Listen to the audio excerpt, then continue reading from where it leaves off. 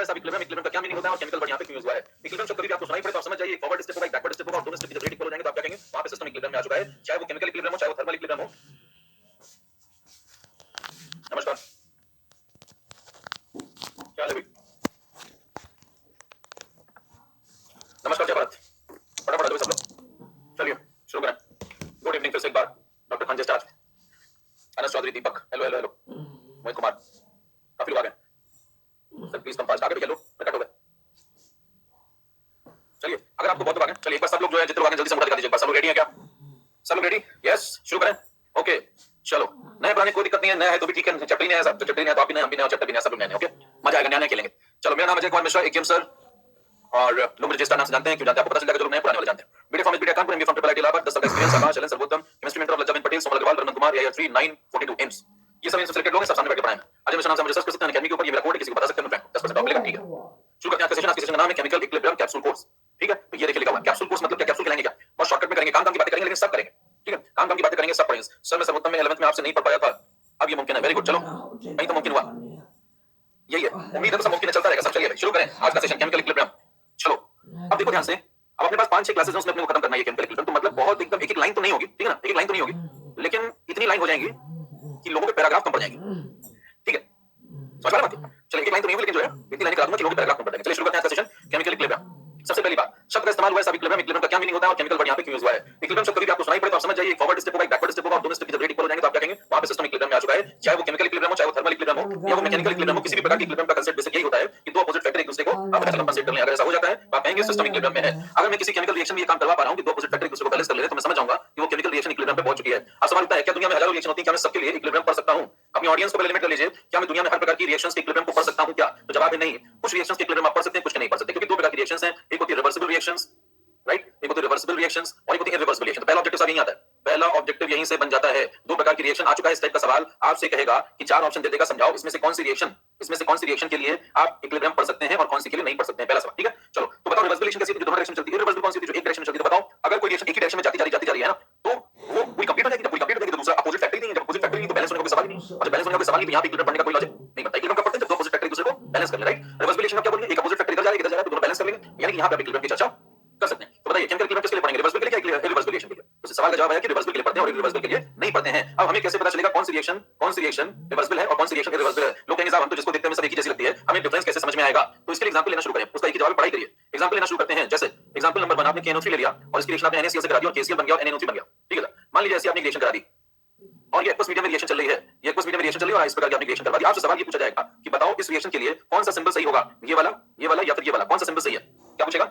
Symbol मतलब कौन reversible है या फिर इरिवर्सिबल है, कौन सा सिंबल सही है? तो आप करेंगे क्या, तरीका क्या लगाएंगे, देखिए एक्वस मीडियम है और ये सॉल्ट है तो सॉल्ट फटाफट एक्वस मीडियम में ब्रेक हो जाएगा, क्या बनेगा, K पॉजिटिव एक्वस और क्या बनेगा NO3 एक्वस, और फटाफट ये भी बताना NaCl ब्रेक हो जाएगा एक्वस मीडियम में, तो क्या बनेगा बताओ Na एक्वस और यहां पर बनेगा Cl नेगेटिव एक्वस। और बताओ ये रिएक्शन फटाफट आगे की तरफ चली जाएगी, क्यों? इसका जो K एक्वस है वो इसके Cl नेगेटिव एक्वस से मिल जाएगा, इसका जो Na एक्वस है वो इसके NO3 एक्वस से मिल जाएगा और रिएक्शन फॉरवर्ड चलेगी। अब जो बैकवर्ड आएगा उसको मूव करेगा तो बताना ये भी आयंस प्रोड्यूस कर सकता है, तो ये आपको बना देगा कौन सा K aqueous Cl negative aqueous और ये भी दो आयन क्रिएट कर देगा, कौन से? अगर आप सही कंडीशन दे देंगे तो ये भी दो आयन क्रिएट कर देगा और फटाफट देखना जो इनके कैटायन है, जो इसका वाला कैटायन है वो इसके आयन है और इसका वाला कैटायन इसके आयन से कंबाइन हो जाएगा।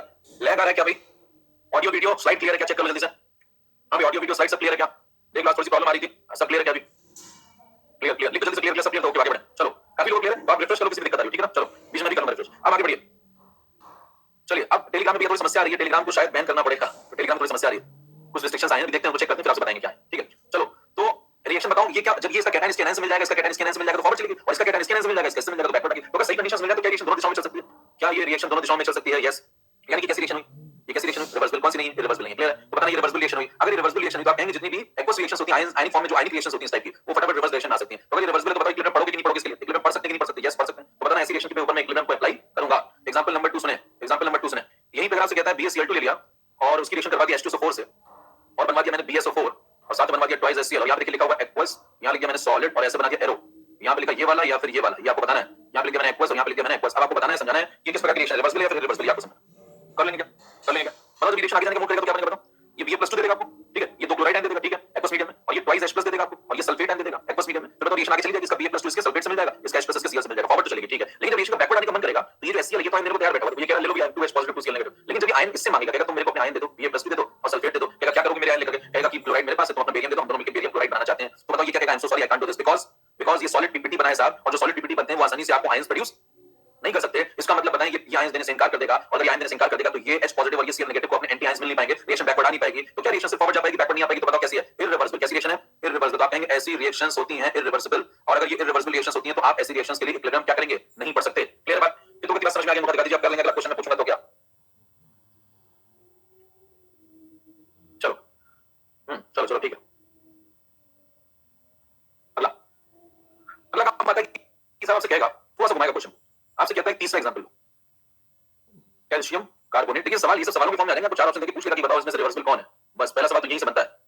केमिकल इक्विलिब्रियम का फर्स्ट क्वेश्चन आपको यहीं से मिलेगा। अब हम यहीं गलत कर दिया तो मान लो एक ही सवाल है, यहीं से हो गया तो खेल खत्म हो गया, लौटेंगे फिर। तो इसलिए सब पढ़िए, सवाल हर टाइप का आपको आइडिया होना चाहिए। हां बताना इस बार, इस बार बताना कौन सही। करो टाइप फटाफट।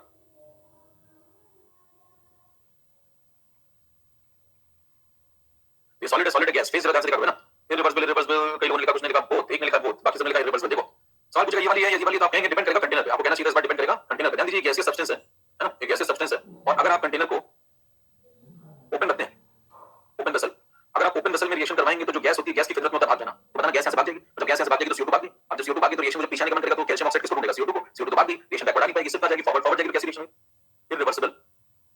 समझ पा रहे हैं, और अगर इररिवर्सिबल तो इक्विलिब्रियम पढ़ना पॉसिबल नहीं है। ये अगर मान लो क्लोज कंटेनर ले लें, इसी क्वेश्चन को आप इसमें करवा दें क्लोज कंटेनर में, अगर आप क्लोज वेसल में इस रिएक्शन को करवा दें तो क्या होगा, आपने ढक्कन लगा दिया, तो ढक्कन लगाने से क्या होगा, क्या CO2 की फितरत बदल जाएगी, नहीं, गैस की फितरत में होता है भागना, वो तो भागेगी, कोशिश पूरी करेगी, फितरत नहीं बदलती आदमी के साथ, तो CO2 भागेगी ऊपर, लेकिन आपने रास्ता बंद कर दिया, रास्ता बंद करके टकरा जाएगी, टकरा के वहीं रुक जाएगी, इसका मतलब कंटेनर के अंदर बनी रहेगी, कैल्शियम ऑक्साइड का जब मन करेगा वो CO2 से कंबाइन होगा, कंबाइन होकर रिएक्शन को बैकवर्ड भी ला सकता है, तो क्या रिएक्शन फॉरवर्ड भी जाएगी और रिएक्शन बैकवर्ड भी जाएगी, और ऐसी रिएक्शन कैसी हो गई, रिवर्सिबल। कैसी हो गई, रिवर्सिबल। और ऐसी रिएक्शन के लिए आप इक्विलिब्रियम क्या कर सकते हैं, यस पढ़ सकते हैं। समझ पा रहे हैं, इसका मतलब ये हुआ कि डिपेंड करेगा कंटेनर पे, जब गैसियस का क्वेश्चन आ जाए तो समझ जाना क्या करेगा, डिपेंड करेगा कंटेनर के ऊपर कि कंटेनर ओपन है या कंटेनर क्लोज्ड है। ठीक, चलो आगे बढ़ जाते हैं फटाफट, आगे बढ़ जाते हैं अगला काम। अब आपसे समझ में आ गई, इसलिए देखिए कभी आप पढ़ते हो, अगर आप कभी पढ़ते हो तो आपने देखा होगा जब आप गैसियस रिएक्शंस की बात करते हैं, गैसियस रिएक्शंस की बात करते हैं, तो बताओ गैसियस रिएक्शन में क्या लिखा होता है हमेशा क्वेश्चन में, जब केसी पूछता है आपसे तो केसी पूछने में क्या लिखा होता है, वहां पे लिखा होता है क्लोज कंटेनर। कभी देखो वहां पे जब इक्विलिब्रियम का सवाल आता है केसी बताओ N2 + 3 अमोनिया, तो क्या कहता है वहां पे, क्लोज कंटेनर में रिएक्शन कराएगी, क्यों कराएगी, क्योंकि क्लोज नहीं लेंगे आप, वहां पे इक्विलिब्रियम नहीं आएगा, तो इक्विलिब्रियम नहीं आएगा तो आप केसी कहां से निकालेंगे, राइट, इसलिए वहां लिखा होता है। आप देखिए बारीक बातों को समझा करिए। चलिए आगे बढ़ जाते हैं, एग्जांपल नंबर 3 एग्जांपल नंबर 4 पे मान लो आपसे कहता है कि ये आ गया एग्जांपल नंबर 4, देखो कॉन्फिडेंस आगे सबको बता देंगे सब लोग, ये वाली वही पहचान रहे लोग ना, कौन सी वाली, 2NaOH + H2, देखो गैस का क्वेश्चन निकल गया, गैस यहां एरो बन गई, लो 2Na सॉलिड H2O लिक्विड, और यहां पे कर लो एक्वस, और यहां कर लो गैस। ठीक है, ये रिएक्शन वाला बैलेंस करना, बैलेंस करना, बताओ कैसी रिएक्शन है, इररिवर्सिबल रिवर्सिबल डिपेंड्स, तीन बातें टाइप कर दो बस फटाफट ना, इररिवर्सिबल रिवर्सिबल I IR या फिर R, और या फिर डिपेंड्स D, क्या D IR D IR। चलो कई लोग डिपेंड, तो पिछला एग्जांपल क्या था ना, गैस बनती है तो आपने क्या सीखा, गैस बनती है तो कोई भी गैस का सब्सटेंस है तो आप समझ जाएंगे कि क्लोज वेसल तो अलग है, ओपन वेसल तो अलग है ना, लिक्विड में ऐसा नहीं दिक्कत थी, एक्वस में कोई दिक्कत नहीं थी, कोई कंटेनर चाहे क्लोज रखो चाहे ओपन रखो, एक्वस तो क्या दिक्कत है, खुला रखो चाहे बंद रखो, बाकी थोड़ी। अब यहां पे लो, अब आपने ये कंसेप्ट यहां लगा दिया कि साहब यहां पे ये गैस है, और जो गैस है वो तो क्लोज कंटेनर में अलग चलेगा और ओपन में अलग, तो इसका जवाब आपको क्या लगता है कि ओपन में ये रहेगा कैसा, इररिवर्सिबल, और क्लोज में रिवर्सिबल, ऐसा लगता है ना, गलत बात है, बकवास आंसर है। आप सुनिएगा ध्यान से, ये रिएक्शन ऑलवेज ऑलवेज, बहुत बार ये क्वेश्चन पूछा जा चुका है, ऑलवेज इररिवर्सिबल, हमेशा ये रिएक्शन इररिवर्सिबल होती है, चाहे ओपन हो तो भी और चाहे क्लोज कंटेनर हो तो भी, बराबर। अब सवाल उठता है भाई साहब ये क्या हो गया, ऐसा क्यों हुआ, ध्यान सुनिए, यहाँ पे गैस बन गया तो आपने सोचा कि वाला कंसेप्ट उठा के लगा दे, तो ये एक्सेप्शनल क्वेश्चन था, इसमें नई बात क्या थी, ध्यान सुनिए, ये सिंपल वाला केस नहीं है। यहाँ पे जो सोडियम है that is highly reactive, reason भी पूछेगा तो रीजन क्या देंगे, कहेंगे sodium Na solid is highly reactive, Na solid इतना ज्यादा रिएक्टिव सब्सटेंस है, इतना हाईली रिएक्टिव सब्सटेंस है कि अगर आप इसको रिएक्शन में पार्टिसिपेट कराएंगे पानी के साथ तो बहुत विग्रस रिएक्शन करता है। अगर आप कभी लैब गए हो, लैब में आपने देखा होगा कि सोडियम को अगर आप खुला छोड़ देते हैं पानी के कांटेक्ट में आ जाता है तो बहुत विग्रस रिएक्शन होती है, फटाफट कंप्लीट हो जाती है, पढ़ा कि नहीं पढ़ा, और ये रिएक्शन होती है कि बहुत जल्दी वो फ्रैक्शन ऑफ सेकंड में सोडियम खत्म हो जाता है, तो सोडियम इतना हाईली रिएक्टिव होता है कि बहुत जल्दी एक्सप्लोसिव रिएक्शन होती है, फटाफट खत्म होता है, और फटाफट खत्म होता है तो जल्दी रिएक्टिव बन जाएगा, H2 गैस प्रोड्यूस हो जाएगी। लेकिन जब आप चाहेंगे रिएक्शन को पीछे लाना, चाहे कंटेनर खुला रखें चाहे बंद रखें, आप चाहेंगे पीछे लाना तो पीछे नहीं आएगी, क्यों, क्योंकि सोडियम इतना ज्यादा रिएक्टिव है, इतना ज्यादा रिएक्टिव है कि उसको वापस से बना पाना पॉसिबल नहीं है, इसलिए रिएक्शन सिर्फ आ जाती है, सिर्फ आगे जाती है, बैकवर्ड लौट के नहीं आती है। समझ पा रहे हैं, चाहे ओपन रखो चाहे क्लोज रखो, हमेशा कैसा आंसर होगा, ऑलवेज इररिवर्सिबल। ध्यान रखिए बात। चलिए आगे, कितने एग्जांपल मैंने आपको बता दिए, ये हो गया 4 नंबर, आप कितना कॉन्फिडेंस आ गया, पहचान लेंगे कौन सी रिवर्सिबल और कौन सी इररिवर्सिबल, कितना पहचान लेंगे, हम बता दो पहचान जाओगे, समझ में आ गई बात, तो क्लियर है। 3-4 केस आपको बता दिए मैंने, सबसे पहला केस कौन सा देखो क्या था, अगर एक्वस एक्वस चल रहा हो है ना, आराम से आयन बन रहा हो तो रिवर्सिबल, अगर पीपीटी बनना हो तो इररिवर्सिबल, अगर गैस हो तो ओपन में इररिवर्सिबल, क्लोज में रिवर्सिबल, और अगर एक्सेप्शनल केस आ जाए ऐसा तो फिर ऑलवेज इररिवर्सिबल। चलो अब इसमें कभी-कभी सवालों में क्या करते हैं, ध्यान दीजिए, कभी-कभी सवालों में क्या करते हैं, कंफ्यूज करेगा पूरा सा। पहला सवाल यहीं से आता है, आपको 4 रिएक्शन दे देंगे, एक रिएक्शन ये दे देगा, पूछेगा कैसी है, एक वो दे देगा, एक दे देगा, 4 दे देगा, एक ये दे देगा रिएक्शन, देखो इसमें जो ये वाली रिएक्शन तुमने पढ़ी ना, ये वाली BaCl2 वाली, इसको समझ लो थोड़ा, देखो BaCl2 + H2SO4, मैं सारे सवाल कवर करता जा रहा हूं, आप देखिए कहीं से भी आप सवाल लगाएंगे आपको आइडिया लग जाएगा कि हां इसने क्लास में बताया तो था ऐसा कुछ, ये रिएक्शन है। अभी देखो यहां पे सॉलिड पीपीटी बन गया, ये सॉलिड पीपीटी बन गया, अब 2 प्रकार के एग्जाम होते हैं, तो ऐसी रिएक्शन कैसे होगी, पीपीटी बन गया तो एक ही दिशा में जाएगी उसका, है ना। अच्छा अब बताओ ये कुछ अच्छे एग्जाम बढ़िया, कुछ अच्छे एग्जाम बनाने वाले हो, अब लिख देते हैं, कहते हैं सॉलिड भी लिख दूंगा, यहां पीपीटी भी लिख दूंगा, तुम्हारे लिए यहां एरो भी लगा दूंगा, है ना, सब लगा दूंगा, दुनिया जान सब लिख दिया यहां पे, आप पूरी सुविधा दे दी लो भाई साहब। कुछ होते कलाकार वो क्या करेंगे, धीरे से यहां लिख देंगे PbI2, मान लो कोई रिएक्शन कराई मैंने ऐसी, है ना, रिएक्शन करा दिया तो रिएक्टेंट ले लिया आपस में, यहां बना दिया क्या PbI2, और PbI2 के नीचे हल्का सा क्या लिख दिया सॉलिड, बस बस, और प्लस समथिंग कुछ बनना होगा, यहां सुना लेड नाइट्रेट ले लिया, उसकी क्या रिएक्शन करा दी ना, यहां लेड नाइट्रेट ले लो, क्या रिएक्शन करा दो, और क्या बनवा दो PbI2, और PbI2 जैसे बना, और यहां पे लिखेगा सॉलिड, ना लिखेगा पीपीटी, है ना, ना लिखेगा पीपीटी और ना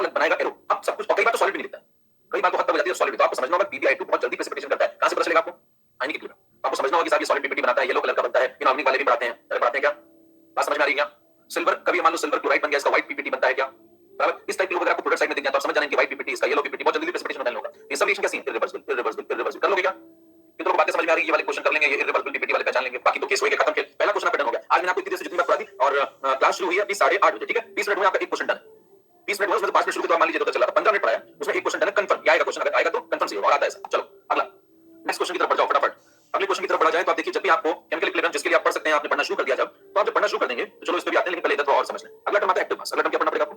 तो आप सवाल लगाएं, एक्टिव मास, इसको सीख लो जल्दी से। अगला सवाल इस पे आ सकता है, एक्टिव मास को कैसे रिप्रेजेंट करते हैं? जैसे ए है तो ऐसे ब्लॉक बना दो, एक एक्टिव मास, बी है तो ऐसे बना दो, बी का एक्टिव मास। अब अगर आप अंदर तक जाएंगे तो पता चलेगा एक्टिव मास क्या होता है। होता है molarity, molarity into activity coefficient. सही कांसेप्ट देखो ये है, सही कांसेप्ट देखो ये है, लेकिन होता क्या है, तो पैदल जनता पढ़ती है क्या करती है, एक्टिविटी कोएफिशिएंट को 1 मान लेती है, एक्टिविटी कोएफिशिएंट को 1 मान लेते हैं, तो क्या लिखते हैं सीधे, active mass is equal to molarity. आप सस्ती जगह पढ़ेंगे वहां से लिखा मिलेगा आपको, active mass is equal to molarity, खत्म, दैट्स इट।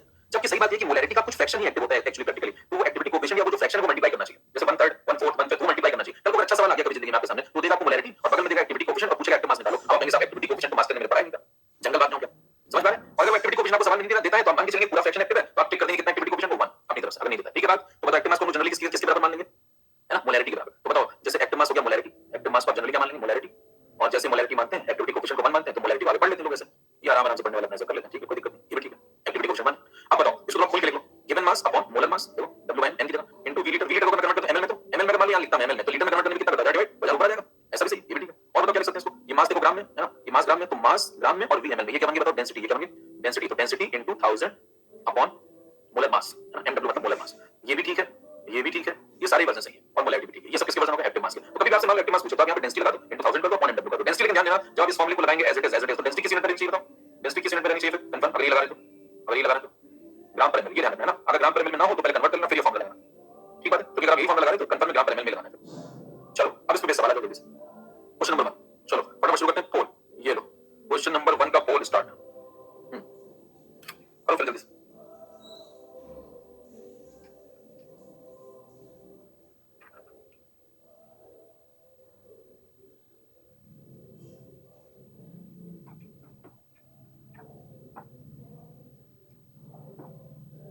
चलो आगे आंसर आगे सबका देखो कितनों का सही है, क्या 55% लोगों ने सही जवाब दिया, पिछली बार जब मैंने पढ़ा दी तब भी देखो कम हो रहा है मतलब, पोल के रिजल्ट तो आ गए हैं, शेयर नहीं हो रहा है, शेयर नहीं हुआ, चलो मैं बता देता हूं 55% लोगों ने सही जवाब दिया। चलो क्या लगाओगे बताओ, एक्टिव मास पूछा, नाइट्रोजन गैस N2, है ना, चलो छोड़ो रिपोल नहीं कर रहे, आगे बढ़ते हैं। तो एक्टिव मास लगा दो B into 1000 अपॉन mw, है ना, ये लगा दो, डेंसिटी लगा देना किसमें, ग्राम पर ml में, है ना, डेंसिटी कितनी दी बताओ, 1.4 ग्राम पर ml, ये हो गया, इनटू कर दो 1000 और डिवाइड कर दो mw कितना 28, खत्म, तो ये डेसिमल निशान है 14/28, तो 1/20 50, ये answer.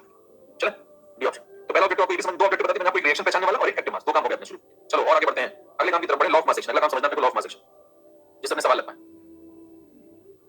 Law of mass section. ये मैंने आपको काइनेटिक्स अगर मुझसे पढ़ रहे हैं, दो जगहों पे मैं काइनेटिक्स पढ़ा रहा हूं, जो लोग अभी यहां पे एकदम अचानक से आ गए वो सुन ले मैं क्या क्या पढ़ा रहा हूं, डिटेल कोर्स चल रहा है मेरा 12th का, डिटेल कोर्स चल रहा है 12th का, वो जो लोग कर रहे होंगे केमिकल काइनेटिक्स में पढ़ा रहा हूं, 6 लेक्चर करीब हो चुके हैं, वो लेक्चर आप देखिए, अगर आपने जिंदगी में कभी काइनेटिक्स पढ़ी भी है तो आपको एहसास हो जाएगा कि आपने नहीं पढ़ी है, ठीक है ना, जो लोग पढ़ रहे होंगे उनको पता चल रहा होगा, ठीक है ना, आपको एहसास हो जाएगा आप नहीं पढ़ी, काइनेटिक्स तो कुछ और ही होती है, ठीक। दूसरा मेरा जो कोर्स चल रहा है वो चल रहा है फिलहाल रैंक बूस्टर कोर्स, और रैंक बूस्टर कोर्स में मैं चल रहा हूं सॉल्यूशन पे, सॉल्यूशन भी आप पढ़ेंगे तो आपको बहुत सारी चीजें मिलेंगी और आपको आनंद आएगा, तो वो ज्वाइन कर सकते हैं। तीसरा कोर्स मेरा चल रहा है, चलने वाला है 11th वाला, वो स्टार्ट होगा, मोल कांसेप्ट पढ़ाऊंगा, और बाकी कैप्सूल कोर्स आज लॉन्च हो गया, एक कैप्सूल कोर्स और लॉन्च कर रहा हूं मैं एटॉमिक का, शायद कल से देखिए क्लास होगी, कल से क्लास होगी, है ना, जो पढ़ रहे हैं समझ में आ रहा है डिफरेंस, तो कल से क्लास होगी, सर एटॉमिक स्ट्रक्चर की देख लेना एक शेड्यूल में, है ना, कैप्सूल कोर्स एटॉमिक का इसी टाइम पे होगा कैप्सूल कोर्स, तो जो लोग रिवाइज करना चाहते हैं फटाफट आ जाइए, इसमें सब रिवाइज कर दूंगा मैं, अच्छे सवाल लगवा के सब खत्म। चलो व्हाट डिफरेंस सब लोगों से, चलो धन्यवाद। मान लो कहते हैं रिएक्शन आपने पर्टिकुलरली और आपको उसका लॉ ऑफ मास सेक्शन समझाना है, देखो 2a सीधा मेन रिएक्शन लेता हूं, 2a + 3b और यहां कर दिया उसने 4c, यहां कर दिया 5b, आपसे कहता है फटाफट इसका लॉ ऑफ मास सेक्शन समझाओ।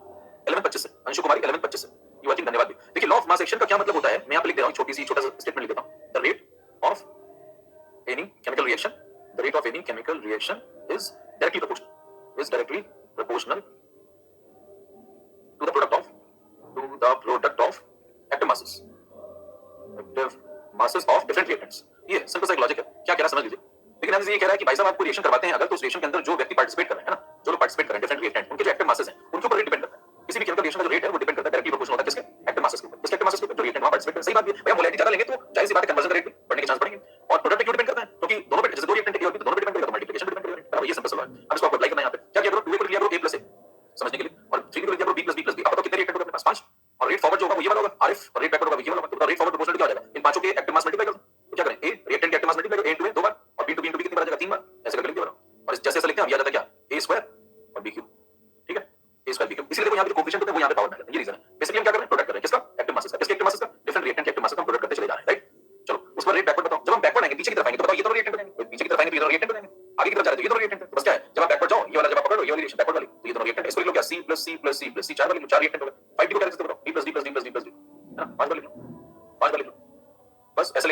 स्टेटमेंट ये है और 4 ये है, मल्टीप्लाई करो तो और समझ चुके होंगे। c into c into c into c लिख दो 4 बार और d into d लिख दो 5 बार। बस मल्टीप्लाई करोगे तो पावर में आ जाएगा, पावर में आ जाएगा तो क्या बन जाएगा, जल्दी से d टू द पावर कितना 5 और c टू द पावर कितना 4, यही से दो एक्सप्रेशन आ जाते हैं अपने कौन-कौन से, एक फॉरवर्ड एक बैकवर्ड। तो आप ये समझ के पावर में क्यों कोएफिशिएंट आ जाना है। फिर आप क्या करेंगे, यहाँ पे rf में प्रोपोर्शनलिटी हटा देंगे, यहाँ पे कांस्टेंट लगा देंगे kf into a to the power 2 b to the power 3 है ना, और rb में क्या लगा देंगे बताओ, kb into c to the power 4 d to the power 5 ये लगा देंगे। और ये लगाने के बाद आप आगे बढ़ जाएंगे। अब आप कहेंगे इक्विलिब्रियम आएगा कभी ना कभी। देखिए हर रिएक्शन का एक मकसद होता है, आपका भी मकसद होगा, वैसे रिएक्शन का भी मकसद होता है। इसका मकसद क्या है बताओ, देखो इररिवर्सिबल रिएक्शन जो होती है, इररिवर्सिबल उनका मकसद होता है 100% कंप्लीट होना, और जो रिवर्सिबल होती है उनका मकसद क्या होता है, इक्विलिब्रियम गेन करना। उनका मकसद ही है मिनिमम एनर्जी स्टेट गेन कर लेना। तो जैसे ही मिनिमम एनर्जी स्टेट गेन कर लेंगे इक्विलिब्रियम आ जाएगा। तो इनको इक्विलिब्रियम पे पहुंचना है। अब इक्विलिब्रियम आता कैसे है उस पे चर्चा कर लेते हैं। देखो इक्विलिब्रियम कैसे आता है, ध्यान दीजिए।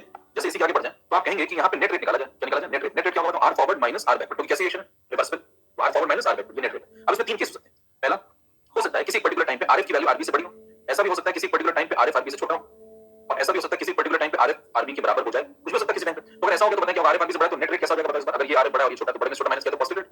अगर rf छोटा है तो नेट रेट कैसा हो जाएगा, बताओ नेगेटिव। अगर rf rb के बराबर हो गया तो नेट रेट कैसा हो जाएगा, जीरो। बराबर। नेट रेट का मतलब समझ पा रहे हैं, नेट रेट का पॉजिटिव आ गया इसका मतलब क्या रिएक्शन से एक दिशा में जा रही है। अब नेट रेट का पॉजिटिव आ गया तो इसका मतलब रिएक्शन आगे ज्यादा रफ्तार से जाती है, पीछे कम रफ्तार से आती है, इसलिए नेट में आगे जाती है। क्या समझ पा रहे हैं बातचीत, रिएक्शन आगे ज्यादा रफ्तार से आती है, पीछे कम रफ्तार से आती है, इसलिए नेट में आगे जाती है। rf rb से छोटा है तो क्या बोलेंगे, बताओ आगे जाती है कम रफ्तार से और पीछे आती है ज्यादा रफ्तार से, ऐसा भी हो सकता है कभी ऐसा हो रहा हो, तो इसलिए नेट में कहां जाती है, नेट में पीछे आती है, इसलिए रिएक्शन कैसी है, इसलिए रिएक्शन रेट नेगेटिव है। अच्छा अगर आगे जिस रफ्तार से जाती है उसी रफ्तार से पीछे आती हो तो आप कहेंगे कि नेट रेट शून्य हो जाएगा। नेट रेट शून्य होने का मतलब रिएक्शन नेट में अब कहीं नहीं जा रही है, या यूं कह लें जिस रफ्तार से आगे जा रही है उसी रफ्तार से पीछे आ रही है। तो बताइए इसमें से ये तो छोड़ने कंडीशन, ये वाली कंडीशन किसकी है, जब दोनों रेट इक्वल रहेंगे कंडीशन किसकी है, इक्विलिब्रियम। इसे बोलते हैं इक्विलिब्रियम। मैं आपको पहले बता दें इक्विलिब्रियम का मतलब क्या होता है। इक्विलिब्रियम का मतलब होता है कि दोनों अपोजिट फैक्टर एंटी फैक्टर एक दूसरे को बैलेंस करने, कर लिया बैलेंस, इक्विलिब्रियम आ गया। अब बताइए इक्विलिब्रियम जैसे आ जाएगा है ना, तो आप क्या बोलेंगे, क्या इक्विलिब्रियम डायनामिक है स्टैटिक है, पहला सवाल आता है स्टेटमेंट में। Equilibrium is dynamic in nature और स्टैटिक इन नेचर, तो आप कहेंगे डायनामिक है। फिर यहाँ पे गलती कर लेते हैं, उनको लगता है कि साहब नेट रेट तो जीरो हो गया, तो क्या रिएक्शन रुक गई, नहीं रिएक्शन चल रही है, जिस रफ्तार से आगे जा रही है उसी रफ्तार से पीछे आ रही है, लेकिन चल दोनों रफ्तार दोनों दिशाओं में चल रही है। इसका डायनामिक है या फिर स्टैटिक है, आप बोलेंगे equilibrium is dynamic in nature, right. ये स्टेटमेंट आता है ट्रू फॉल्स बताओ, चार स्टेटमेंट दे देंगे, ठीक है भाई। तो आपसे पूछे बताओ रिवर्सिबल रिएक्शन क्या कभी रुकती है, बताओ रिवर्सिबल रिएक्शन कभी रुकती है क्या, नहीं। रिवर्सिबल रिएक्शन में तीन बातें हो सकती है, या तो ये चल रहा होगा, या तो ये चल रहा होगा, या तो ये चल रहा होगा। ये चला तो भी रिएक्शन चल रही है, ये चला तो भी रिएक्शन चल रही है, ये चला तो भी रिएक्शन चल रही है। यानी कि रिवर्सिबल रिएक्शन कभी नहीं रुकती, वो हमेशा चलती रहती है ना। उसमें तीन केस पॉसिबल। आगे बढ़ जाओ। अब बताओ थोड़ी देर पहले हम लोगों ने निकाला था आरएफ की वैल्यू आ गई थी, देखो पीछे देखो, यहां देखो, ये देखो आरएफ की वैल्यू आ गई थी, ये उठा लो, आरबी की वैल्यू आ गई थी ये, और बताओ इसी में अगर कहते हैं इक्विलिब्रियम आ गया तो इक्विलिब्रियम बताओ क्या हो जाएगा, एट इक्विलिब्रियम। इक्विलिब्रियम पे क्या हो जाएगा, इक्विलिब्रियम पे नेट रेट जीरो हो जाएगा, नेट रेट जीरो हो जाएगा, आरएफ माइनस आरबी जीरो हो जाएगा, ठीक है। तो आरएफ आरबी के बराबर हो जाएगा, ठीक है।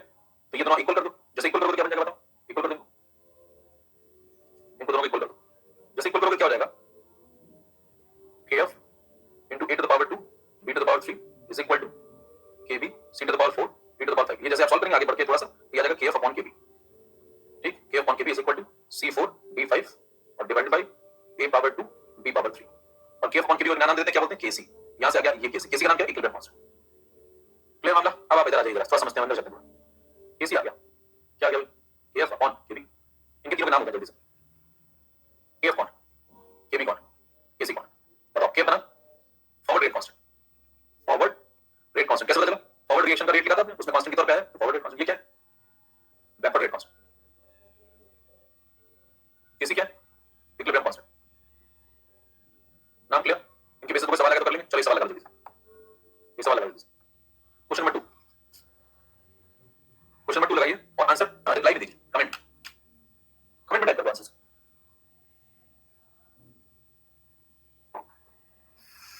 कमेंट में टाइप करो केवी इन टर्म्स ऑफ केसी लिखना है।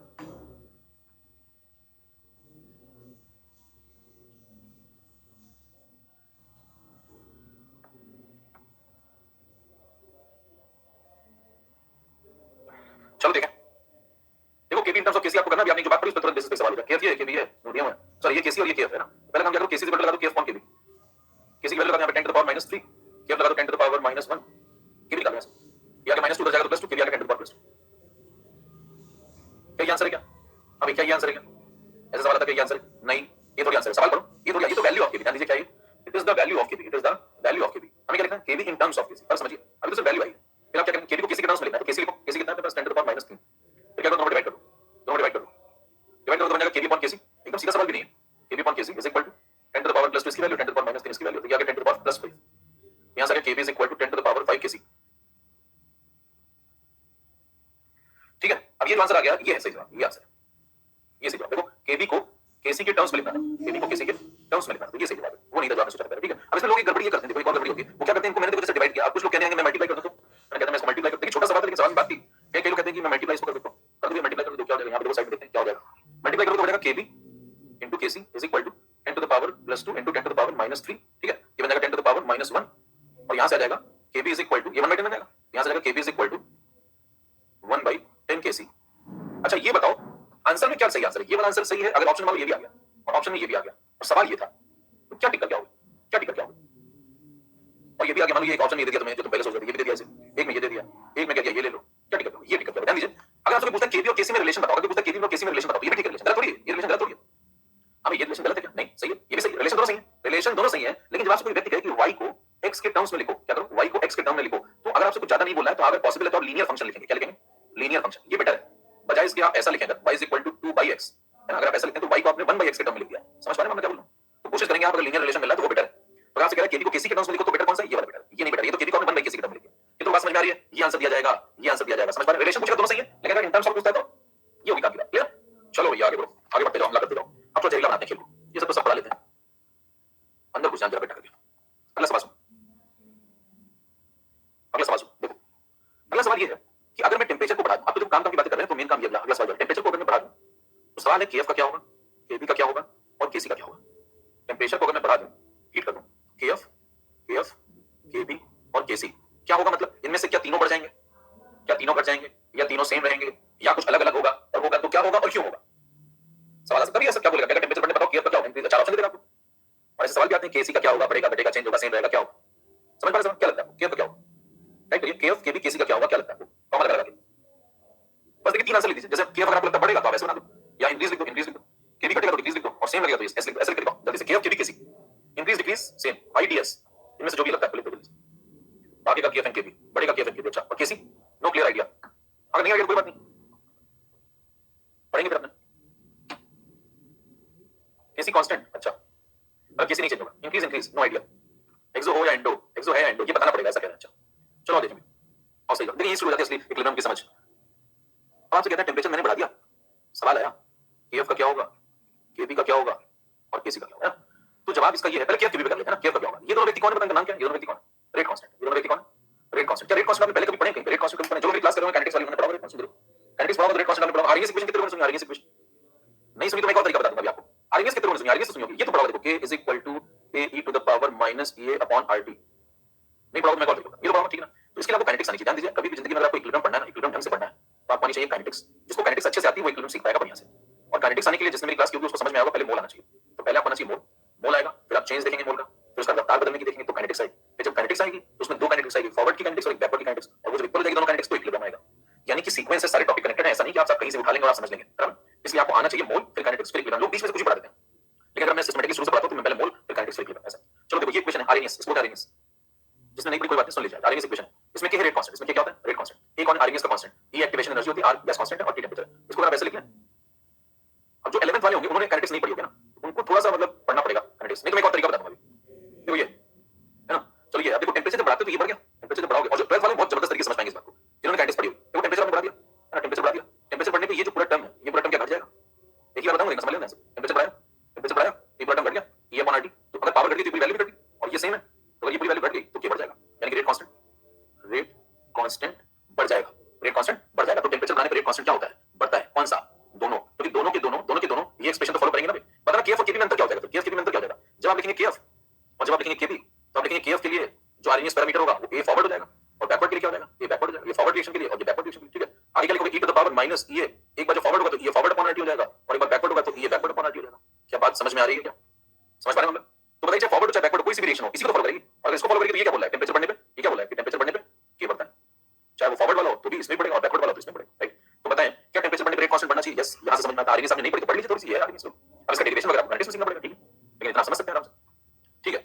अब उसके बाद अगर आपकी बात समझ में आ गई तो सवाल होता है अब केसी का क्या होगा? तो आंसर तो क्लियर होगा, चलो ये डन और ये डन, के बढ़ा केबी बढ़ा, केसी का क्या होगा? केसी होता है, अब आपको मैं हिंट भी देता हूं, केसी होता है के फॉरवर्ड अपॉन के बैकवर्ड। आपने कहा मैंने टेंपरेचर बढ़ाया, टेंपरेचर बढ़ाया तो के भी बढ़ा, यानी कि न्यूमरेटर बढ़ा और डिनोमिनेटर भी बढ़ा। जब ये भी बढ़ा और ये भी बढ़ा तो जरा बताओ कि इसका क्या होना चाहिए? टाइप कर दो जरा, इसका क्या होना चाहिए? क्या लगता है? आप क्या लगता है? इंक्रीज डिक्रीज या सेम? अब ये चालू हो गया, ध्यान से खेलो भैया, इंक्रीज डिक्रीज या सेम? अब ऐसे मान लीजिए गहराई में चलें, कई लोग छूट जाते हैं, तो ले जाओ मेरे को यहां से, टाइम मिलता नहीं। देखो इंक्रीज डिक्रीज या same? Constant same depends on KF KB both. देखो ध्यान सुनो, केएफ बढ़ेगा केबी बढ़ेगा, यहां पे कोई दिक्कत नहीं, टेंपरेचर बढ़ने पे दोनों बढ़ेंगे, कोई दिक्कत नहीं। केसी जो होगा मैं क्या कह रहा हूं, आप लोग कह रहे हैं कांस्टेंट रहेगा, मैं कहता हूं चेंज होगा। आप बोलते हैं कांस्टेंट रहेगा, मैं बोलता हूं हमेशा चेंज होगा, लेकिन मैं अपोजिट बोल रहा हूं। आपने क्या बोला? आपने क्या बोला? आपने बोला हमेशा कांस्टेंट रहेगा, और मैं क्या बोल रहा हूं? हमेशा चेंज होगा, हमेशा चेंज होगा। अंतर समझिए, कभी भी कांस्टेंट नहीं होगा। मैं बोल रहा हूं, आप सवाल कभी ये क्या हो गया, माता होंगे, आप कहेंगे ये बढ़ेगा, ठीक है, ये बढ़ेगा, वो भी ठीक है, ये कह रहे हो चेंज होता है, क्यों चेंज होगा? तो आप कहेंगे कभी ये ज्यादा बढ़ जाता है और ये कम बढ़ पाता है, और कभी कभी ये कम बढ़ पाता है और ये ज्यादा बढ़ जाता है। ये दो केस हो जाते हैं। अब सवाल उठता है हमको कैसे पता चलेगा, इस हमको कौन बताएगा, हमको कौन बताएगा? तो उसके लिए फिर आपको थोड़ा और कैंडिडेट्स के अंदर जाना पड़ेगा, थोड़ा और कैंडिडेट्स के अंदर जाना पड़ेगा। तैयार है क्या? तैयार है क्या? चले थोड़ा सा अंदर चले, रस्सी मान लो, छूट जाओ नहीं पता लगा। अब सुनो ध्यान से, ये लो, यस, रस्सी मान ली। अब देखो सुनना, मैंने कहा टेम्परेचर को बढ़ाया, तुमने कहा केसी हमेशा सेम रहता है, मैं कहता हूं केसी हमेशा चेंज होता है। ठीक, अब मैं अंदर चल रहा हूं। अब ध्यान दीजिए, मैं अंदर चलूंगा तो मैं कहूंगा चेंज होने के दो मतलब हो सकते हैं, इसलिए मैं यहाँ पे दो तरफ जा रहा हूँ। चेंज होने का पहला मतलब ये हो सकता है कि साहब केसी बढ़ जाए, और दूसरा मतलब हो सकता है कि केसी घट जाए। देखो उनको शुनाख्त करेंगे वकील टाइप, है ना? अगर मान लो मैं ये बोल रहा हूं तो मैं अंदर चला धीरे धीरे, मैंने कहा टेम्परेचर बढ़ने पे केसी हमेशा चेंज होता है, चाहे कोई भी सवाल आ जाए, या तो बढ़ेगा या तो बढ़ेगा। अच्छा बढ़ा तो क्यों बढ़ा, उसके अंदर चलते हैं। केसी होता क्या है? के फॉरवर्ड अपॉन के बैकवर्ड, के फॉरवर्ड अपॉन के बैकवर्ड। अब अगर केसी बढ़ रहा है और मुझे पहले से पता है कि टेम्परेचर बढ़ने पे के भी बढ़ता है और के भी बढ़ता है, ये दोनों बढ़ते मेरे को पता है, फिर भी केसी बढ़ रहा है, तो जाहिर सी बात है इसका मतलब ये हुआ कि न्यूमरेटर ज्यादा बढ़ गया होगा। अरे ठीक है क्या? अगर ऐसा हो रहा है तो इसका मतलब यही हुआ कि न्यूमरेटर ज्यादा बढ़ गया होगा। ठीक है, चलो और आगे चलते हैं। अब अगर न्यूमरेटर ज्यादा बढ़ गया होगा तो सवाल होता है न्यूमरेटर क्यों ज्यादा बढ़ गया, न्यूमरेटर क्यों ज्यादा बढ़ गया? तो ध्यान दीजिए, न्यूमरेटर इसलिए ज्यादा बढ़ गया होगा क्योंकि फॉरवर्ड रिएक्शन ज्यादा टेम्परेचर सेंसिटिव होगी, फॉरवर्ड रिएक्शन टेम्परेचर के प्रति ज्यादा सेंसिटिव होगी। क्या बोलना समझ लीजिए, जब मैं टेम्परेचर बढ़ाता हूं तो फॉरवर्ड ज्यादा सेंसिटिव होगी। कौन सी रिएक्शन ज्यादा सेंसिटिव होती है उसके लिए चर्चा कर लेते हैं। देखो जब आप काइनेटिक्स पढ़ते हैं, आरएनएस पढ़ते हैं, तो आरएनएस में लिखते हैं log k2 by k1 is equal to, याद करो ऐसा लिखते हैं ना, ऐसा लिखते हैं 1 upon t1 minus 1 upon t2, ये लिखते हैं ना। अब मान लो मैं आपसे सवाल पूछता हूं, आप समझ पाएंगे बात। ये क्वेश्चन आती है कहां से, इक्वेशन यहां से, ये वाली ना, इसमें log ले लो, एक बार log k1 एक बार log k2 और फिर दोनों डिवाइड करो, है ना, वो अलग टेम्परेचर देख लो। अब ये सुनना, अगर मैं कई सारी रिएक्शन ले आया और सबका टेम्परेचर सेम बढ़ाया, तो क्या सबका के सेम टाइम्स बढ़ेगा? अगर मान लो 4 रिएक्शन ले आया, देखो सुनना, एक सवाल सुनना फिर तुम समझ पाओगे वाली बात। मान लो मैं कहता हूं एक रिएक्शन है जिसका ये 10 है। अब जो लोग 11वें की वो भी समझ सकते हैं, मैथ्स से सिंपल। बस आपको मान लो कि ये इक्वेशन सही है, देखो मैथ्स है, ये 20 है, ये 30 है ना, ये 40 है, और इसका काम आएगा आपके आगे भी। ये मान लो से कहता है 4 ऑप्शन। आप मुझे बताओ इन चारों में अगर मैंने 4 reaction, reaction number 1, reaction number 2, reaction number 3 और reaction number 4, which reaction is most temperature sensitive? Most temperature sensitive, सबसे ज्यादा टेंपरेचर सेंसिटिव कौन है? सबसे ज्यादा टेंपरेचर सेंसिटिव कौन है? बताओ, टाइप करो, दिमाग लगाओ। सेंसिटिव का मतलब समझते हो क्या होता है? जैसे मैंने किसी को थप्पड़ मारा, दो व्यक्तियों को अलग-अलग, है ना, एक जैसा, तो एक चिल्लाने लगा हाय मार डाला, और एक कह रहा चुपचाप बैठा हुआ, तो ज्यादा सेंसिटिव कौन हुआ? ज्यादा सेंसिटिव कौन हुआ? जो चिल्ला रहा है। वही लॉजिक है यहाँ पे। मैंने दोनों का 4 रिएक्शन में चारों का टेंपरेचर बढ़ाया, सेम सेम बढ़ाया, चारों रिएक्शन में टेंपरेचर बढ़ाया, सेम बढ़ाया, है ना, सेम बढ़ाया, तो ये चीज सबको सेम दी, ये चीज सबको सेम दी, ये चीज सबको सेम दी। अब जब ये चीज सबको सेम दी तो बताओ ये भी सबके लिए सेम है, लेकिन जिसका ये ज्यादा होगा, ये एक्टिवेशन एनर्जी उसका ये भी ज्यादा होगा, और इसका ये ज्यादा होगा, उसका k2 by k1 भी ज्यादा होगा। और ठीक है क्या? और जिसका k जल्दी जल्दी बढ़ रहा है, इसका वो ज्यादा सेंसिटिव है। तो ज्यादा सेंसिटिव कौन होती है बताओ? ज्यादा सेंसिटिव कौन होती है? जिसका ये ज्यादा होता है, जिसका ये ज्यादा होता है। बात ध्यान सुनिए क्या बोल रहा हूं। अगर आपने ये चीज सबको सेम दी है तो ये वाला फैक्टर तो पूरा सेम ही होगा सबके लिए, चारों के लिए, लेकिन जिसका ये ज्यादा होगा, जिसका ये ज्यादा होगा, क्या उसका यहाँ से पूरा ज्यादा होगा, यहाँ से ज्यादा होगा, और जिसका ये ज्यादा होगा उसका k2 by k1 भी ज्यादा होगा। इसका मतलब k2 by k1 जल्दी जल्दी k बढ़ रहा होगा, इसका वो ज्यादा सेंसिटिव है। तो सुनिए ध्यान से, सेंसिटिव का मतलब होता है दो व्यक्ति हैं, एक ये, दोनों का बराबर थप्पड़ मारो, ये चिल्ला रहा है हाय मार डाला, हाय मार डाला, और ये बिल्कुल चुप बैठा है, इसका रोज है। तो बताओ ज्यादा सेंसिटिव कौन है? ये वाला, ये वाला, है ना? वही यहाँ पे चल रहा है। मैंने 2 रिएक्शन लिया, मैंने 4 रिएक्शन ली और चारों का टेंपरेचर सेम बढ़ाया, चारों का टेंपरेचर सेम बढ़ाया, तो जिसका ये ज्यादा, जिसकी एक्टिवेशन एनर्जी ज्यादा, उसका log k2 by k1 ज्यादा, और जिसका log k2 by k1 ज्यादा, उसका फिर k2 by k1 भी ज्यादा, क्योंकि log बढ़ा तो k2 by k1 भी बढ़ा, और जिसका k2 by k1 ज्यादा, इसका k जल्दी जल्दी बढ़ गया, उसका k जल्दी जल्दी बढ़ गया, इसका मतलब वो ज्यादा सेंसिटिव है। अरे ठीक है क्या? ये तो बात समझ में आ गई, क्लियर मामला? तो बताओ इन चारों में सबसे सेंसिटिव कौन हुआ? 40 वाला। ये ऑब्जेक्टिव आता है, काइनेटिक्स में ढंग का सवाल एक और लगवा के लो। ठीक, अब यहाँ पे दो, बताओ यहाँ पे तो मैंने क्या बोला, टेंपरेचर बढ़ने पे केसी हमेशा चेंज होता है। फिर मैंने क्या कहा, अब अगर केसी चेंज होता है तो या तो बड़ा होगा और या तो घटा होगा। सुनना, सब मिला दूंगा एक साथ बात है, या तो बड़ा होगा तो घटा होगा। बड़ा होगा तो इसका मतलब क्यों बड़ा होगा? तो के ज्यादा बढ़ गया होगा, के भी कम बड़ा होगा। के ज्यादा क्यों बढ़ गया होगा? के ज्यादा क्यों बढ़ गया होगा? क्योंकि फॉरवर्ड रिएक्शन ज्यादा टेंपरेचर सेंसिटिव होगी, तभी तो के जल्दी जल्दी बढ़ गया, तो फॉरवर्ड रिएक्शन ज्यादा टेंपरेचर सेंसिटिव होगी। और जो रिएक्शन ज्यादा टेंपरेचर सेंसिटिव होती है उसका एक्टिवेशन एनर्जी भी ज्यादा होती है, इसका मतलब ये फॉरवर्ड ज्यादा होगा, ये फॉरवर्ड ज्यादा होगा। किससे? ये बैकवर्ड से। और अगर ये फॉरवर्ड ज्यादा होगा तो कोई व्यक्ति कमाता ज्यादा है और खर्च कम करता है, कैसा आदमी है? कैसा आदमी है? एंडोथर्मिक। तो डेल्टा कैसा हो जाएगा उसका? पॉजिटिव। डेल्टा क्या होता है? ये फॉरवर्ड माइनस ये बैकवर्ड। ठीक है? अब बताना इसका यहाँ पे क्या हुआ? यहाँ पे ये हुआ, यहाँ पे हुआ सेकंड केस में केसी का घट गया। देखो क्या लिखेंगे, केसी इज इक्वल टू के फॉरवर्ड। ये सब जो बातें मैं बताऊंगी किताबों में आपको नहीं मिलेगी, यहाँ समझ लीजिए, काइनेटिक्स से आप तभी समझ पाएंगे, कनेक्ट कर पाएंगे। बाकी मैं और भी तरीके का आसान बता दूंगा, वो ठीक है, लेकिन ये अंदर की बात है, बिल्कुल कांसेप्ट वाली। ठीक है? के अपॉन के लिखा आपने, अब आपने कहा केसी मान लो घट गया, तो क्यों घट गया? केसी बताओ क्यों घट गया? सोचो केसी क्यों बढ़ा? के भी बढ़ा, के भी बढ़ा, क्योंकि टेंपरेचर बढ़ा, लेकिन केसी घट गया। ऐसा क्यों हुआ? क्योंकि डिनोमिनेटर ज्यादा बढ़ गया, डिनोमिनेटर ज्यादा बढ़ गया। इसका ज्यादा सेंसिटिव कौन है? के भी ज्यादा सेंसिटिव क्यों है? जो ज्यादा सेंसिटिव होता है, जो जिसका के ज्यादा सेंसिटिव होता है, उसका एक्टिवेशन एनर्जी भी ज्यादा होती है। तो बताओ बैकवर्ड स्टेप की एक्टिवेशन एनर्जी का मतलब इस बार ज्यादा है, किससे? फॉरवर्ड से। फॉरवर्ड मतलब कितना कमा रहा है, कमाता कम है और खर्च देखो ज्यादा कर रहा है, तो कैसा आदमी हुआ? एक्सोथर्मिक। तो एक्सोथर्मिक रिएक्शन में ऐसा होगा और एंडोथर्मिक में ऐसा होगा। ये आ गया सही जवाब। अब ध्यान सुनिए, अब इसी को उल्टा पढ़ते हैं, अब इसको उल्टा पढ़ते हैं। मैं ऐसे भी पढ़ सकता था इसको, मैं ऐसे भी पढ़ सकता था। देखिए ये दो प्रकार की रिएक्शन होती है, एक होती है एंडो, देखिए ऐसे पढ़ सकते हैं, एक होती है एंडो और एक होती है एक्सो। एंडो में क्या होता है? डेल्टा पॉजिटिव होता है, एक्सो में क्या होता है? डेल्टा नेगेटिव होता है। ठीक, डेल्टा क्या होता है? ये फॉरवर्ड माइनस ये बैकवर्ड होता है। तो जब डेल्टा पॉजिटिव होगा एंडो में तो ये फॉरवर्ड ज्यादा होगा, ये फॉरवर्ड ज्यादा होगा तो के ज्यादा होगा, के जल्दी बढ़ेगा, के जल्दी जल्दी बढ़ेगा तो फिर केसी बढ़ जाएगा, यानी कि एंडो में केसी बढ़ जाएगा टेंपरेचर बढ़ाने। अरे ठीक है, समझ पा रहे हैं? एक्सो में क्या पढ़ूंगा? और रिएक्शन एक्सो में उसका डेल्टा कैसा होता है? नेगेटिव होता है। डेल्टा नेगेटिव मतलब कमाएगा कम, खर्च ज्यादा करेगा, ये छोटा होगा, ये छोटा होगा, ये भी बड़ा होगा, यानी कि ये भी ज्यादा सेंसिटिव है, ज्यादा सेंसिटिव जल्दी जल्दी बढ़ेगा, डिनोमिनेटर जल्दी बढ़ा तो इसका केसी कम हो गया, केसी कम हो गया तो केसी कम हो जाता है, किसमें? एक्सो में। करो ऐसे भी पढ़ा सकता है, लेकिन ऐसे क्यों नहीं पढ़ा मैंने? ऐसे तो ये होगा कि मतलब इतिहास टाइप पढ़ा रहा हूं मैं, आपको सोचना सिखा रहा हूं। मतलब जैसे कोई केस हो गया तो पहले मर्डर होगा, फिर आप कातिल ढूंढेंगे, पहले कातिल ढूंढेंगे फिर मर्डर करेंगे, पहले मर्डर होगा ना। तो पहले मैंने टेंपरेचर बढ़ा के देखा, 1 रिएक्शन था, 2 रिएक्शन था, 10 रिएक्शन था, 20 रिएक्शन था, चेक किया तो सबका केसी चेंज हो रहा था, सबका केसी चेंज हो रहा था। तो मेरा माथा टंका चेंज हो रहा है, इसका मतलब 2 सत्य या तो बड़ा होगा या तो घटा होगा। फिर मैंने सोचा बड़ा तो क्यों बढ़ा, डिनोमिनेटर न्यूमरेटर ज्यादा बढ़ गया होगा, क्योंकि बढ़ते तो दोनों ही है, और घटा होगा तो क्यों घटा होगा, क्योंकि डिनोमिनेटर ज्यादा बढ़ गया होगा। फिर मैंने सोचा कि ज्यादा क्यों बढ़ा, क्योंकि इसकी एक्टिवेशन ज्यादा होगी, ज्यादा सेंसिटिव, ये ज्यादा बढ़ा तो क्यों बढ़ा, क्योंकि इसकी एक्टिवेशन ज्यादा होगी, ये ज्यादा सेंसिटिव। फिर मैंने सोचा कि ये ज्यादा है तो डिफरेंस कैसा होगा, पॉजिटिव तो डेल्टा पॉजिटिव आ गया होगा, ये एंडोथर्मिक में हो रहा होगा, और इसको चेक किया तो इसमें डिफरेंस नेगेटिव आ गया डेल्टा का, ये एक्सोथर्मिक में। फिर मेरे को पता चल गया कि ऐसा एक्सो एंडो में होता है, ऐसा एक्सो में। कितने को मजा आया कांसेप्ट में, थोड़ा कांसेप्ट पूरा खुल गया एकदम। ये आपको किताबों में नहीं मिलेगा। 11th वाले कितने लोग इस बात को समझता है, 11th वाले कितने समझता है, 11th वाले कितने लोग और जो समझ गए, धुआं धुआं हो गया अंशु कुमारी। ये सब समझने वाले और समझाने वाले मार्केट में मुश्किल से 2% लोग हैं सर, बाकी 98% तो अपनी जिंदगी काट रहे हैं सर। बस चल रहा है, कुछ चलाते रहो, कुछ चलाते रहो, चलती रहनी चाहिए। आओ कुछ भी बोलो, देखो मैं कॉलेज में ऐसा था, आधे घंटे बता मैं कॉलेज में ऐसा था, मैं बहुत अच्छा आदमी था। ये कॉलेज कौन सा करें छपरी बाबू, कॉलेज भी टक्कर बताएंगे पूरा मैं कॉलेज में आधे घंटे बताया, क्या मतलब कॉलेज कैसे भैया पढ़ो एक किसान यहाँ दिखाओ ना कैसे। चलो अब देखिए ये हो गया मामला। तो बताना 2 प्रकार की रिएक्शन होती है, कौन कौन सी, एंडोथर्मिक एक्सोथर्मिक। एंडोथर्मिक में क्या दिमाग में सेट होगी मामला, एंडोथर्मिक में क्या सेट होगा बताना, इसमें सेट होगा कि टेंपरेचर बढ़ने पे केसी बढ़ता है, और एक्सो में क्या सेट होगा, टेंपरेचर बढ़ने पे केसी कम होता है। अब मतलब जो पढ़ने वाले लोग नहीं होते हैं वो सुरट डालते हैं, है ना, जो पढ़ने वाले नहीं होते वो डालते हैं साहब ये लोग पहले निबंध की तरह। इतनी बात को बनाने के शॉर्ट कर दो, एंडोथर्मिक में टेंपरेचर बढ़ने पे केसी बढ़ता है, खत्म। एक्सोथर्मिक में टेंपरेचर बढ़ने पे केसी घटता है, खत्म। फिर आओ मेरे साथ साथ चिल्लाओ बस, लेकिन 3 बार मैं बोलूं, 4 बार तुम बोलो, बिल्कुल माहौल बन जाएगा, लगेगा सब आग लगी हुई मार्केट में। आता किसी कुछ नहीं है, तू जो कैसे कहने बस ऐसे चिल्ला देता हूं, चिल्लाने से सब सत्य थोड़ी बदल जाएगा। और अब लॉजिकल बात करेंगे, धीमे धीमे करेंगे तो हमेशा सच रहेगी, राइट। चलो अब आगे बढ़ जाओ, अपना काम हो गया ये वाला कि टेंपरेचर बढ़ने पे कोई पूछे कि आप कंक्लूड कर लेते हैं, टेंपरेचर बढ़ने पे केएफ बताओ, टेंपरेचर बढ़ने पे केएफ, टेंपरेचर बढ़ने पे केएफ क्या बोलोगे, बढ़ता है हमेशा, केबी हमेशा बढ़ता है। रीजन क्या दोगे, कोई पूछे रीजन क्या कहेंगे, दोनों रेट कांस्टेंट है, रेट कांस्टेंट का लॉजिक यहां से आरएमएस से, ठीक है ना। फिर पूछेगा बताओ केसी, तो कहेंगे चेंज होता है, कब चेंज होता है, कहेंगे हमेशा चेंज होता है, कभी कभी बढ़ भी जाता है, कभी कभी घट भी जाता है। अच्छा कुछ लोग कहेंगे सेम क्यों नहीं होता, अच्छा कुछ ये भी कहेंगे, अच्छा एक बात बताना क्या ये केसी कभी ऐसा भी हो सकता है कि सेम हो जाए, 2 केस मैंने बता दिया आपको, 2 केस बता दिए मैंने, एक में कहा ये ज्यादा बढ़ेगा, ये कम बढ़ेगा, एक में कहा ये कम बढ़ेगा, ये ज्यादा बढ़ेगा, क्या ऐसा कभी हो सकता है कि दोनों बराबर बढ़ जाए और केसी सेम हो जाए, ऐसा कभी होगा क्या, ऐसा कभी होगा क्या, ऐसा कभी नहीं होगा, ऐसा कभी नहीं होगा, ऐसा कभी इसलिए नहीं होगा क्योंकि दुनिया में अगर ऐसा हो गया, ऐसा देखिए ये दोनों बराबर कब बढ़ेंगे बताओ, तुमने कहा केएफ भी उतना ही बढ़े, उसी रफ्तार से बढ़े जिस रफ्तार से के भी बढ़े, ऐसा अगर हो जाए तो केसी सेम हो जाए, है ना, ऐसा हो जाए तो टेंपरेचर बढ़ने पे केसी सेम हो जाए। मैंने कहा ऐसा कभी नहीं होगा, क्यों नहीं होगा, क्योंकि देखो ऐसा हो गया, अंदर छोड़ देना, ऐसा कब होगा जब दोनों की सेंसिटिविटी बराबर, दोनों की सेंसिटिविटी बराबर, सेंसिटिविटी का बराबर होगी जब ये फॉरवर्ड ये बैकवर्ड के बराबर हो, और अगर ऐसा हो गया तो ये फॉरवर्ड माइनस ये बैकवर्ड 0 हो गया, और अगर ऐसा हो गया तो इसी को डेल्टा एच बोलते हैं, डेल्टा एच भी 0 हो गया। अगर डेल्टा 0 हो गया दुनिया के किसी भी रिएक्शन के अंदर डेल्टा एच प्रैक्टिकली 0 हो ही नहीं सकता, हो ही नहीं सकता, कोई रिएक्शन ही नहीं करा पाने, इसका मतलब बताइए कोई भी चेंज कराएंगे, चाहे फिजिकल चेंज हो चाहे केमिकल चेंज हो, कोई भी रिएक्शन ले लो, N2+3 H2 अमोनिया, पता है डेल्टा 0 होगा क्या, नहीं कुछ तो चेंज होगा ना, बॉन्ड यहाँ अलग है, यहाँ बॉन्ड अलग है, आप कार्बन ले लो, इधर ग्रेफाइट ले लो, उधर डायमंड ले लो, चलो इसका जो कार्बन कार्बन खेल लो, अभी बताना क्या दोनों तरफ एनर्जी अलग है, यस दोनों तरफ एनर्जी अलग है, यस। आप H2 लिक्विड ले लो, H2 वेपर ले लो, एनर्जी सेम है, अलग अलग, कभी डेल्टा 0 नहीं होगा, राइट। तो इसका डेल्टा कभी 0, अब क्या बोलोगे उल्टा, चलो आपने मुझसे पूछा टेंपरेचर बढ़ने पे, आपने कहा केसी सेम होना चाहिए, मैंने कहा नहीं होता है, कैसे प्रूव करूंगा, थोड़ी देर के लिए बात मान लूंगा तुम्हारी, चलो सेम होता है, सेम होगा तो ये हो गया, ये हो गया तो ये हो गया, ये हो गया तो फिर ये होना चाहिए, और ये होना चाहिए तो ये होना चाहिए, और ये होना चाहिए तो ये होना चाहिए, फिर मैं क्या कहूंगा ऐसा कभी हो नहीं सकता, फिर ऐसा भी कभी नहीं हो सकता, फिर ये भी नहीं होगा, फिर ये भी नहीं होगा, फिर ये भी नहीं होगा। कितनों को मजा आया कांसेप्ट में, यानी कि जिंदगी में कभी भी आप टेंपरेचर को बढ़ाएंगे तो केसी से क्या होगा, चेंज होगा, सेम कभी नहीं रहता है। क्लियर बात, एंडो में क्या होगा बढ़ेगा, एक्सो में क्या बढ़ेगा, क्लियर मालूम। चलो ये है मजेदार कांसेप्ट सेंसिटिविटी, दिल गार्डन गार्डन, धन्यवाद। अब इसमें एक और तरीके के लोग होते हैं, वो एक और इक्वेशन होती है, वांट ऑफ इक्वेशन से पढ़ते हैं चीज, वांट ऑफ इक्वेशन से भी पढ़ सकते हैं। देखिए इक्वेशन आदि से सवाल आता है, क्योंकि मैं बता दूं क्या सवाल आता है। एक इक्वेशन होती है वांट ऑफ इक्वेशन,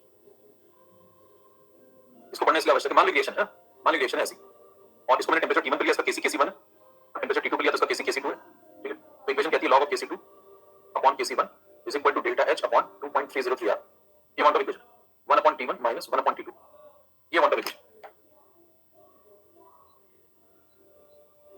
मेरा अगला बैच स्टार्ट हो रहा है 25 तारीख को, फ्रेश बैच, ये बैच नहीं है, ये जो भी पढ़ा रहा हूं मैं, ये बैच नहीं है, ये कैप्सूल कोर्स है, कैप्सूल खाइए और मस्त रहिए, उस टाइप का है मतलब, है ना। वो अलग होगा, उसमें पूरा पढ़ाएंगे शुरू से एकदम हमारा आराम से, मोल कांसेप्ट पूरा पूरा एटॉमिक पूरा सब कुछ, एक एक सवाल एक एक कांसेप्ट सब कुछ, वो अलग है, डिटेल कोर्स, वो डिटेल है, ये कैप्सूल है, ठीक है। ये आगे मान लो, ये आगे तो कैप्सूल में इतना देर तो डिटेल क्या करें, अभी ये चल रहा है, ये 2020 वालों के लिए फटाफट उतरने वाले मैदान में। अब इसमें ये क्वेश्चन होती है वांट ऑफ इक्वेशन, ये आती कहां से, ये भी आती आरएनएस से, ठीक है ना। मान लो आगे चलो ऊपर नहीं जाते, अब इसमें क्या करो, 2 केस बना लो, है ना, 2 केस बना लो, एक कर लो एंडो, बात को समझने का दूसरा तरीका देखो, एक हो गया एक्सो, मान लो मैंने टेंपरेचर को बढ़ा दिया, ठीक, पहले T1 था, बाद में T2 कर दिया, मान लो T2 T1 से बड़ा है, T2 T1 से बड़ा है, तो आपको कहना है समझाओ जरा, पता एंडोथर्मिक तो डेल्टा कैसा होगा पॉजिटिव, है ना, डेल्टा कैसा होगा पॉजिटिव, तब क्या करना, log of KC2 KC1 is equal to delta H upon 2.303R और 1 upon T1 minus 1 upon T2, ये आ गया, ठीक है। सुनना मान लो कहता है ठीक है भाई T2 T1 से बड़ा है, टेंपरेचर बढ़ा दिया, क्या होगा उसको समझने का दूसरा तरीका लो, 2022 के लिए कोई डिटेल कोर्स कराते हो सर, यस 24-25 तारीख को स्टार्ट हो रहा है ना, अभी स्टार्ट हो रहा है 25 तारीख को 11th वाला, देख लेना मैंने उस पे लिखा होगा, पूरा उसमें बोलना से शुरू करेंगे, एकदम बेसिक से शुरू करेंगे उसको, 2022 के लिए 11th वालों के लिए, एकदम बेसिक ब्लैंक दिख रहा है, दिखाई नहीं पड़ा कभी, रिफ्रेश कर लो, चलो चलो देखो, सुनो देखो T2 T1 से बड़ा है, T2 T1 से बड़ा है, तो क्या करोगे, T2 अगर बड़ा है तो 1 upon T2 छोटा हो गया, तो T2 अगर बड़ा है, ये T2 अगर बड़ा है तो 1 upon T2 छोटा हो गया, T2 किसी का नाम तो नहीं रखा, T2 देखो, तो T2 अगर बड़ा है तो 1 upon T2 छोटा हो गया, है ना, 1 upon T1 बड़ा हो गया, तो बड़े में छोटा माइनस करो कैसा आएगा बताओ, पॉजिटिव, पॉजिटिव, बड़े में छोटा माइनस करोगे तो पॉजिटिव ना, फिर T2 बड़ा है तो 1 upon T2 छोटा हो गया, 1 upon T1 बड़ा हो गया, बड़े में छोटा माइनस के पॉजिटिव आ गया, डेल्टा कैसा है पॉजिटिव, ये भी कैसा हो गया पॉजिटिव, ये दोनों पॉजिटिव होते हैं, मल्टीप्लिकेशन भी पॉजिटिव, लोगों का मल्टीप्लिकेशन भी पॉजिटिव। ये पूरी साइड कैसी होगी? Positive. Left hand right hand side अगर पॉजिटिव तो लेफ्ट को भी पॉजिटिव होना पड़ेगा, ये भी पॉजिटिव। अच्छा, किसी चीज का लॉग अगर पॉजिटिव है, किसी चीज का लॉग अगर पॉजिटिव है तो बताना log of Kc2 by Kc1 अगर पॉजिटिव है तो Kc2 by Kc1 कैसा है? Kc2 by Kc1 कैसा है? बिल्कुल बेसिक सवाल बताओ, किससे ग्रेटर है? ग्रेटर देन 1, समझ आती बात? 1 से बड़ी चीज का लॉग पॉजिटिव होता है ना, ठीक है। तो Kc2 by Kc1 कैसा होगा? जैसे log 2 पॉजिटिव होता है तो 1 से बड़ा होगा Kc2 by Kc2, तो इसका मतलब Kc2 Kc1 से बड़ा होगा, इसका मतलब Kc2 Kc1 से बड़ा होगा। इसका मतलब टेंपरेचर बढ़ने पे Kc बढ़ गया, इसका मतलब टेंपरेचर बढ़ने पे Kc बढ़ गया। किसमें? एंडो, किसमें? एंडो। समझ पा? ये दूसरा तरीका हो गया। कुछ लोग ऐसे पढ़ लेते हैं, ये पढ़ लेते हैं, ठीक। ये ज्यादा पढ़ते हैं, मार्केट में खूब चलता है, सबको आता है सब, ठीक। खूब पढ़ते हैं, वो वाला नहीं आता लोगों को, ये सेंसिटिविटी वाला नहीं, क्योंकि किताबों में ये लिखा नहीं होता ये वाला, और लोग किताबें पढ़ के पढ़ा रहे हैं बस। आत्म ज्ञान होना चाहिए बस। चलो ये लो एग्जाम, एग्जाम क्या करो? डेल्टा कैसा होगा? नेगेटिव। जैसे बताओ, मान लो मैंने टेंपरेचर को T में से डिवाइड कर दिया, इसमें ना टेंपरेचर T में से डिवाइड कर दिया तो Kc1 बदल के कितना हो गया? Kc2 हो गया। आपको बताना है कौन बड़ा कौन छोटा, बता लेंगे? कैसे करेंगे? log of Kc2 by Kc1 is equal to delta H upon 2.303 R 1 upon T1 minus 1 upon T2। अब क्या करोगे बताओ? इस बार कौन बड़ा है? फिर से टेंपरेचर बढ़ा दिया तुमने, टेंपरेचर बढ़ा दिया, फिर से टेंपरेचर बढ़ा दिया, फिर से वही T2 देखो, T2 T1 से बड़ा माना है, T2 T1 से बड़ा माना है, और बताना है कि Kc2 और Kc1 में कौन बड़ा होगा, ये बताना है, ठीक है। देखो T2 का बड़ा 1 upon T2 छोटा, ये डिफरेंस कैसा हो गया? पॉजिटिव। लेकिन डेल्टा कैसा है? नेगेटिव। ये पूरी चीज कैसी होगी? Minus, negative. तो पॉजिटिव नेगेटिव मल्टीप्लाई करो कैसा है? Negative. Overall right hand side negative होगी तो लेफ्ट को भी क्या होना पड़ेगा? नेगेटिव। तो log Kc2 by Kc1 को कैसा होना पड़ेगा? नेगेटिव। अगर ये नेगेटिव आ गया, ये नेगेटिव आ गया, तो बताओ किसी चीज का log नेगेटिव आ गया, इसका मतलब वो चीज 1 से मतलब कैसी? वो चीज 1 से छोटी है, इसका मतलब 1 से छोटी है, मतलब इसका ये से छोटा है। इसका टेंपरेचर बढ़ाने पे क्या हुआ? Kc घट गया, टेंपरेचर बढ़ाने पे Kc घट गया, किसमें? एक्सो में, ठीक। ये हो गया पूरा मेथड दूसरा वाला। इस इतनी सारी बातों को अगर आप नहीं पढ़ना चाहते तो इसलिए मैंने आपको शॉर्टकट सिखाया। क्या शॉर्टकट? भाई कोई तरीका तो आपको ये पूरा कर लो, ये सब समझ के कर लो, ये सब बातें। और इतना नहीं करना चाहते तो एक लाइन में खत्म, बस एक लाइन में क्या खत्म है? K इक्वल टू क्या? K forward upon K backward. पूछे समझा इस बात को शॉर्टकट में, क्या बोलोगे? टेंपरेचर बढ़ाया, एंड होगा तो क्या होगा? ये फॉरवर्ड ज्यादा होगा तो ज्यादा बढ़ जाएगा, ये कम बढ़ेगा तो ये बढ़ जाएगा, खत्म हो गया। लो एक लाइन में टेंपरेचर बढ़ने पे Kc क्यों बढ़ा? एक्सो में क्या समझा दोगे? टेंपरेचर बढ़ाया, एक्सो में क्या होगा? देखो Kc क्या होता है? K अपॉन Kb, बस क्या समझा देना। एक्सो में क्या होता है बताओ? कमाता कम उड़ाता ज्यादा तो जल्दी बढ़ेगा, इसकी सेंसिटिविटी ज्यादा, इसकी सेंसिटिविटी कम, ये जल्दी बढ़ेगा तो घट गया, खत्म हो गया, लो खत्म। एक लाइन, क्या बात क्लियर है? तो इतना कुछ करने के बजाय आप एक लाइन बात क्लियर करा सकते हैं क्या सेंसिटिविटी से? क्लियर है बात? चलो बात एकदम सही है, इसका मतलब है ना, जोरदार बात है, सेंसिटिविटी वाली बात है ना। अब इतना आपको जब समझ में आ गया तो अब मैं एक बात बताओ, जब मैंने ये वाला सेंसिटिविटी वाला तरीका आपको पढ़ा दिया था, तो सेंसिटिविटी वाला तो मैं पढ़ा ही चुका था, ये वाला इससे साबित ही हो गया था कि कब बढ़ता है कब घटता है ना? तो फिर ये वन टॉप पढ़ाने से क्या फायदा हुआ? ये वन टॉप पढ़ाने से क्या फायदा हुआ, ये समझना हो। देखो क्वेश्चन सुनना, फिर एक जहरीला सवाल, जहरीला सवाल। क्वेश्चन ऐसा है, कहेगा मैंने ग्राफ बनाया log of Kc versus 1/t, ठीक। log of Kc versus 1/t, ठीक। ग्राफ आया स्ट्रेट लाइन ऐसा, ग्राफ आया स्ट्रेट लाइन ऐसा, slope negative, reaction will be, option है एंडो, एक्सो, बोथ, कह नहीं सकते। चलो शुरू करें, स्टार्ट पोल। डेल्टा एच नेगेटिव है, आपको बताना है रिएक्शन कैसी है। Delta H negative, sorry log Kc versus 1/t का ग्राफ का स्लोप नेगेटिव, आपको बताना है रिएक्शन कैसी है, ठीक है ना। चलो शुरू कर रहा हूं मैं, बोल है ना, रेडी, लो।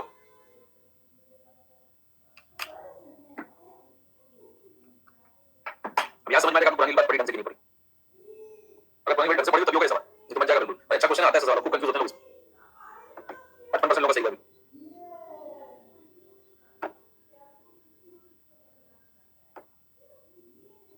चलो आ गया, शेयर विद लोग अंशु, तो सीधा डॉक्टर खान जैसा। देखो कभी भी आप देखिए, ये y एक्सिस है, देखिए ये y एक्सिस है ना, और ये हो गया x एक्सिस 1/t। ग्राफ आपने बनाया स्लोप नेगेटिव वाला, चलो ठीक है, ये तो स्लोप नेगेटिव निकलेगा, निकालो नेगेटिव बनेगा। आपको बताना स्लोप अगर ये लिखिए, आपको समझना पड़ेगा स्लोप नेगेटिव, आपको बताना में से कौन सा है। अब देखो जब आप कभी ग्राफ बनाते हो तो स्लोप क्या होता है? स्लोप क्या होता है?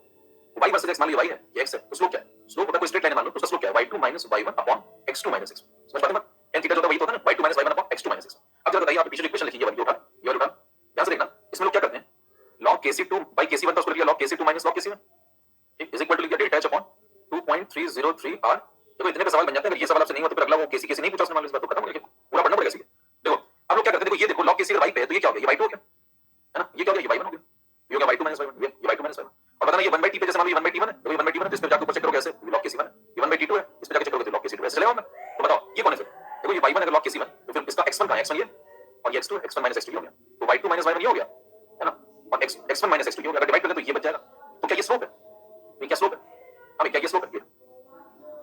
बताओ डेल्टा एच अपॉन 2.303 r क्या स्लोप है? क्या इस स्ट्रेट लाइन का? नहीं। ध्यान सुनो, मैंने यहाँ बताया, मैंने क्या बोला, यहाँ y2 - y1 होना चाहिए, नीचे क्या होना चाहिए? x2 - x1, जबकि आप यहाँ क्या कर रहे हो? x1 - x2। समझ पा रहे हो मैं क्या बोल रहा हूँ? ध्यान सुनिए, यही तो खेल हो जाएगा सब आपके साथ, आप पहचान नहीं पाएंगे, उल्टा का क्या जाएंगे, आंसर गलत हो जाएगा, सारा धरा रह जाएगा मामला। आपको करना क्या चाहिए, देखो अगले पेज बता रहा हूँ क्या करना चाहिए। लिखना चाहिए आपको log of Kc2 - Kc1 ये हो गया y2 - y1। देखिए बारीक गलती होती है ना, ये हो गया y2 - y1, और इधर आपको करना चाहिए 1/t2 - 1/t, तभी तो बनेगा x2 - x।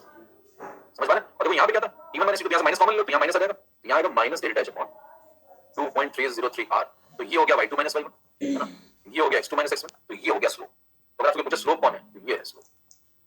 समझ पा रहे हैं क्या? अगर ये है स्लोप तो बस खत्म हो गया। फिर बताना इस बार स्लोप का आंसर कोई क्या से पूछे तो आप क्या आंसर देंगे इस वाले ग्राफ का? log Kc वर्सेस 1/t के ग्राफ का स्लोप क्या होता है? आप कहेंगे माइनस डेल्टा एच अपॉन 2.30 किया होगा, समझ पाने मामला? तो पता नहीं इसमें खत्म हो गया सवाल। देखो दिमाग में जेस्टर बना लो जल्दी से। जेस्टर क्या है? अगर स्लोप और डेल्टा एच का साइन अगर आपसे चेक किया जाए तो देखना सुनना ध्यान से। अगर वहां पे सवाल आ गया तो टाइम नहीं लगाना है, आपको इसे पहले से पढ़ के आना होगा। अगर स्लोप मान लो ये नेगेटिव है, अगर ये नेगेटिव है, मान लो ये नेगेटिव है, तो ये अगर नेगेटिव है तो बताओ डेल्टा एच को पॉजिटिव होना पड़ेगा, तो ये तो पॉजिटिव ही है, ये पॉजिटिव होना पड़ेगा, तभी तो माइनस लगेगा नेगेटिव आएगा। तो डेल्टा एच कैसा होगा बताओ? पॉजिटिव। तो स्लोप नेगेटिव तो डेल्टा एच पॉजिटिव, उल्टा होता है। और स्लोप पॉजिटिव तो डेल्टा एच नेगेटिव। अब अगर आपने पढ़ाई कर रखी होगी, ये सब बना रखा होगा पहले से, तो वहां आपको टाइम नहीं लगेगा। सवाल आया तुरंत निपटा, आपने क्या दिमाग में रखा हुआ, रटना भी नहीं, इधर पढ़ने भी आ जाता है कि उल्टा चलता था मामला, बस खत्म।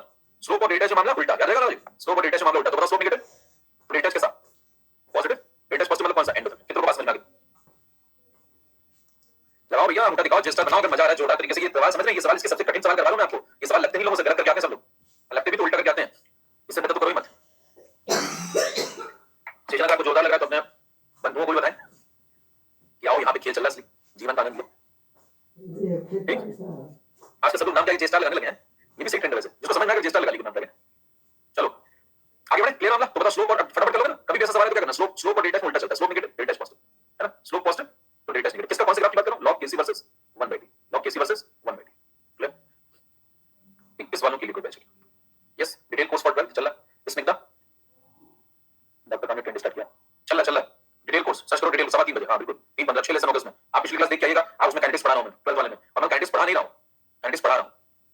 इसमें फर्क आपको समझ में आएगा, लोग लेक्चर देखिए कि काइनेटिक्स पढ़ा नहीं रहा हूं, काइनेटिक्स पढ़ा रहा हूं, समझ में?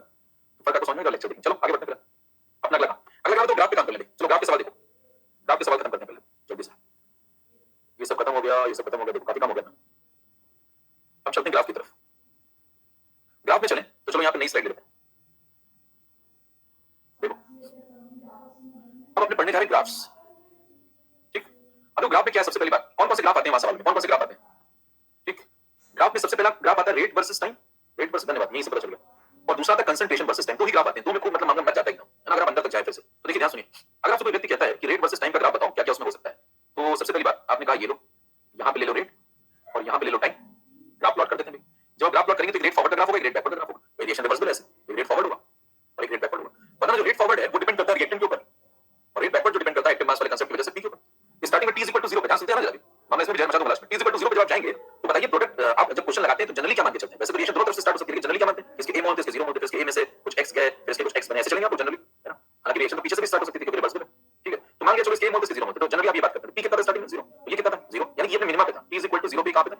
मिनिमम पे, क्योंकि कंसंट्रेशन मिनिमम कितना हो सकता है? 0। तो देखो प्रोडक्ट अगर यहां मिनिमम पे बैठा था तो रेट बैकवर्ड भी किस पे बैठा होगा? मिनिमम पे, उसका भी वैल्यू 0।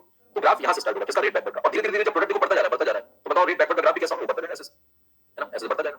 फिर बताना रेट फॉरवर्ड का क्या होगा? रेट फॉरवर्ड ये जो बैठा r, ये कहां पे बैठा? देखो ये मैक्सिमम बैठा हुआ t = 0, है ना? उसका ग्राफ यहां से स्टार्ट होगा मैक्सिमम से, और धीरे-धीरे इसका ग्राफ कैसा होगा? घटता जाएगा। तो एक घट रहा है, एक बढ़ रहा है, तो कहीं ना कहीं दोनों मीट कर जाएंगे। जब दोनों मीट कर जाएंगे तो दोनों इक्वल हो जाएंगे। अब सवाल होता है जब दोनों इक्वल होंगे एक पर्टिकुलर टाइम पे कभी ना कभी तो ऐसा होगा, और जब ऐसा होगा t = t1 पे, तो आप कह देंगे यहाँ पे इस पर्टिकुलर पॉइंट पे rf ने, ये rf है और ये rb है, इन दोनों ने बराबरी कर ली। और बताना जैसे rf rb के बराबर होगा तो क्या बोलेंगे? rf - rb 0 हो गया, rf - rb 0 हो गया, और rf - rb 0 का मतलब होगा नेट रेट 0 हो गया, और नेट रेट 0 होने का मतलब इक्विलिब्रियम आ गया, है ना? इक्विलिब्रियम आ गया, यानी इस पॉइंट पर्टिकुलर पॉइंट पे क्या आ गया? बताओ, इक्विलिब्रियम आ गया। अब एक बार अगर इक्विलिब्रियम आ गया तो क्या ये दोनों हमेशा बराबर ऐसे रहेंगे, या फिर आगे पीछे भी हो सकते हैं? मतलब मैं एक बार यहाँ पे दोनों बराबर हो गए तो क्या जिंदगी भर दोनों बराबर ही रहेंगे? तो आप कहेंगे बराबर तब रहेंगे प्रोवाइडेड कि आप बाहर से कोई डिस्टर्बेंस ना करें। बराबर तब रहेंगे प्रोवाइडेड जब आप बाहर से इसके बाद कोई डिस्टर्बेंस ना करें। बाहर से डिस्टर्बेंस का मतलब आप आगे चल के पढ़ेंगे लीच है, क्या पढ़ेंगे? लीच है। उसमें क्या किया जाता है, एक बार जब इक्विलिब्रियम आ गया मान लो, उसके बाद भी हम इसको डिस्टर्ब कर सकते हैं। कैसे? थोड़ा सा रिएक्टेंट के 2 मोल डाल दो उसमें, तो जो इक्वालिटी हो चुकी थी डिस्टर्ब भी हो सकती थी, लेकिन अगर आपने ऐसा ग्राफ बनाया पैरेलल बिल्कुल चलते जा रहे हैं, rf rb के बराबर हमेशा मेंटेन, तो आपको लिखना चाहिए विदाउट, ये ग्राफ तभी बनेगा विदाउट एनी एक्सटर्नल डिस्टर्बेंस, कोई बाहर से डिस्टर्बेंस नहीं करना होगा। अगर डिस्टर्बेंस कर देंगे तो ग्राफ आगे पीछे भी हो सकते हैं।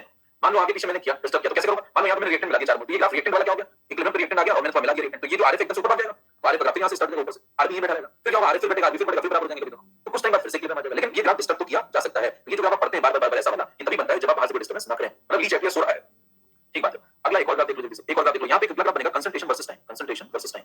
अब ध्यान सुनिए, कंसंट्रेशन में क्या होगा? पैरेलल बना देखो, टाइम का एक्सेस कॉमन है दोनों में, टाइम का एक्सेस देखो जैसे यहाँ चल रहा है, यहाँ एक ही रिएक्शन में टाइम का एक्सेस चलता जा रहा है, समय के साथ दो बातें बदल रही हैं, कंसंट्रेशन और रेट दोनों प्लॉट कर रहे हैं। अब बताओ कंसंट्रेशन में क्या होगा?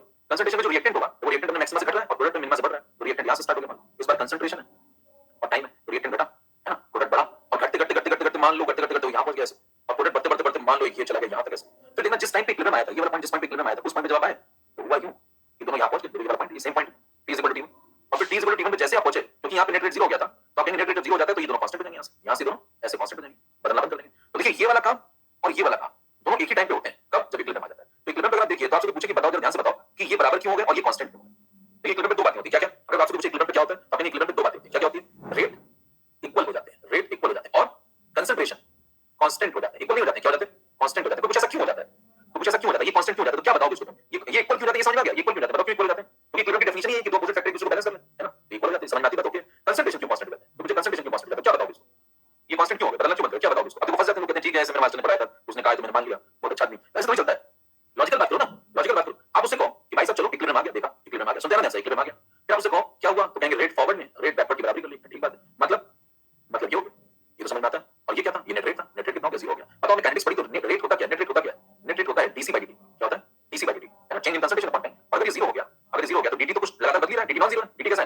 नॉन जीरो चीज उधर जाके मल्टीप्लाई होगी, जीरो में तो जीरो बन जाएगी, तो डीसी जीरो आ गया, इसका मतलब डीसी जीरो आ गया, और डीसी जीरो आने का मतलब चेंज इन कंसंट्रेशन जीरो हो गया, इसका मतलब सी कैसा हो गया, कांस्टेंट हो गया। अगर आप किसी को ये बातें समझाएंगे तो वो कहेगा हाँ आप समझदार व्यक्ति हैं। अगर आप कहेंगे नहीं साहब जितना आगे जा रहा था उतना पीछे आ गया तो बदलता नहीं है ना, और मैं कर जाऊं क्या, तो फिर वो कहेगा भैया यार आप भी मेरे जैसे हो, आओ मेरे ग्रुप में शामिल हो जाओ, है ना, पैदल भाइयों का ग्रुप। तो टेक्निकल बातें करिए, आरएफ आरबी के बराबर बिल्कुल टेक्निकल बात करें, दोनों rate equal, difference zero, net rate zero, dc by dt zero, dt तो चलते रहेगा, समय तो परिवर्तनशील हमेशा बदलेगा, इक्विलिब्रियम आने के बाद क्या टाइम रोक गया, टाइम थोड़ी रुकेगा, डीटी तो बदलेगा, डीटी इधर मल्टीप्लाई हो जाएगा, जीरो हो जाएगा, तो डीसी जीरो आ गया, डीसी जीरो मतलब सी कांस्टेंट खत्म।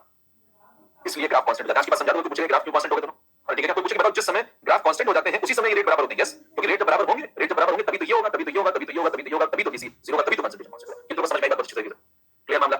एक कंफ्यूजन सुनो, कंफ्यूजन में खुद ही कंफ्यूज होकर बताता हूं, देखो खुद ही कंफ्यूज उसमें पूछते बताओ यहां पे इक्विलिब्रियम क्यों नहीं आ गया। अगर मेरी बात नहीं पूछता तो अभी दो चार लोग पूछते मेरे से या तो कंफ्यूज है जिंदगी में, यहां पे इक्विलिब्रियम क्यों नहीं आया, कोई आपसे पूछ ले, एक मासूम सवाल है किसी मासूम व्यक्ति का, उसने कहा कि यहां पे इक्विलिब्रियम क्यों नहीं आ गया, ये देखो कंसंट्रेशन रिएक्टेंट का ग्राफ है और ये कंसंट्रेशन ये प्रोडक्ट का ग्राफ है, कोई व्यक्ति आपसे पूछ ले कि भाई साहब यहां इक्विलिब्रियम क्यों नहीं आ गया, उसको क्या बोलोगे, तो क्या बोलोगे, तो नहीं यहां नहीं आया वहां आया तो यहां कैसे आया, ऐसी बात करोगे, टेक्निकल बात करो, क्या बोलोगे, तो भाई साहब देखो टाइम की एक्सिस कॉमन है, टाइम की एक्सिस कॉमन है, इस टाइम पे ऊपर जाके देख लो क्या हो रहा है, पता चल जाएगा क्यों नहीं आ रहा, इस टाइम पे ऐसे ऊपर जाओ, देखो सेम टाइम पे ऊपर जाओ, यार सेम टाइम पे जब आप यहां पे आते हैं तो बताना, यहां पे जब आप आते हैं तो क्या बोलेंगे, यार है और यार भी है, तो आरएफ आरबी से कैसा है, तो आरएफ ऊपर फिर आरएफ ऊपर आरबी नीचे, तो आरएफ आरबी से कैसा है, इस पर्टिकुलर टाइम पे आप क्या समझाएंगे, कहेंगे आरएफ आरबी से बड़ा है, यानी कि आरएफ माइनस आरबी पॉजिटिव है, ठीक है क्या, इसका मतलब आर नेट पॉजिटिव है, और आर नेट अगर पॉजिटिव है इसका मतलब रिएक्शन अभी नेट में आगे की तरफ जा रही है, इसका इक्विलिब्रियम अभी नहीं आया, तो ये इक्विलिब्रियम नहीं। ये तो बात समझ में आ रही, अंदर तक पहुंचना मामला, खोपड़ी के अंदर घुसना चाहिए, कंसेप्ट आपकी ग्राफ देखना चाहिए, नाचना चाहिए ग्राफ में, ये नहीं कि एक पढ़ लिया बस फंस गए, और सेशन जोरदार लगा तो अगला वाला और जोरदार होगा, आते रहिएगा, और बाकी क्लासेस भी तो तभी करते रहिएगा, लोगों को बताइए कुछ चल रहा है आप जोड़ रहे हैं। चलो एक बात और बता दीजिए, ये वाला ये बैंगनी वाला ये वाला ना, ये वाला देखो इस पर्टिकुलर टाइम पे किसी ने पूछा कि यहां पे इक्विलिब्रियम देखो, तो रिएक्टेंट जब प्रोडक्ट के बराबर हो गया इस पे इक्विलिब्रियम क्यों नहीं आ गया, अब उससे कहो भाई साहब रिएक्टेंट प्रोडक्ट के बराबर हो गया तो टाइम ऊपर जाके देखो क्या हुआ, यहां इस टाइम पे क्या हुआ, इस टाइम पे क्या हुआ, आरएफ यहां ऊपर है आरबी यहां नीचे है, तो आरएफ आरबी से बड़ा है इस पॉइंट पे, इस टाइम पे अगर इस टाइम पे आरएफ आरबी से बड़ा है तो आरएफ माइनस आरबी का डिफरेंस पॉजिटिव है, यानी कि नेट रेट पॉजिटिव, और नेट रेट पॉजिटिव जब होगा उस समय इक्विलिब्रियम थोड़ी आता है, नेट रेट जब पॉजिटिव होगा उस समय इक्विलिब्रियम थोड़ी आता है, इक्विलिब्रियम कब आता है जब नेट रेट जीरो हो जाए, जब नेट रेट जीरो। एक्सट्रापोलेशन भैया इलेक्ट्रोकेमिस्ट्री में चलता है, उसमें क्या करते हैं जीरो की तरफ टेंड कराते हैं, वो सब बताएंगे इलेक्ट्रोकेमिस्ट्री, हर चीज देखिए समझ लोगे कोर्स नहीं हो पाएगा, इलेक्ट्रो पढ़ना बता देंगे तो ऐसा बताएंगे कि जान लेवा बताएंगे एक्सट्रापोलेशन, हां हेक्टर ऑन सेकंड इक्वेशन, हां इलेक्ट्रोलाइट में चलती है ना स्ट्रांग इलेक्ट्रोलाइट बताएंगे, ये सब बताएंगे भैया, ऑन सेकंड इक्वेशन सब बताएंगे, नहीं सही समझाना है इलेक्ट्रॉन। चलो आगे बढ़ो, ये सब खत्म, अब सुनो अगला काम सुनो, ग्राफ में और चलो, ग्राफ में आपसे कहता है साहब चलो ये बात समझ में आ गई मेरे को, रेट वाली बात, अब मैं कुछ सवाल पूछूं, क्वेश्चन सुनो, in which of the following graphs equilibrium is achieved, ठीक है कुछ ग्राफ बना रहा हूं, आपको बताना किसमें इक्विलिब्रियम है,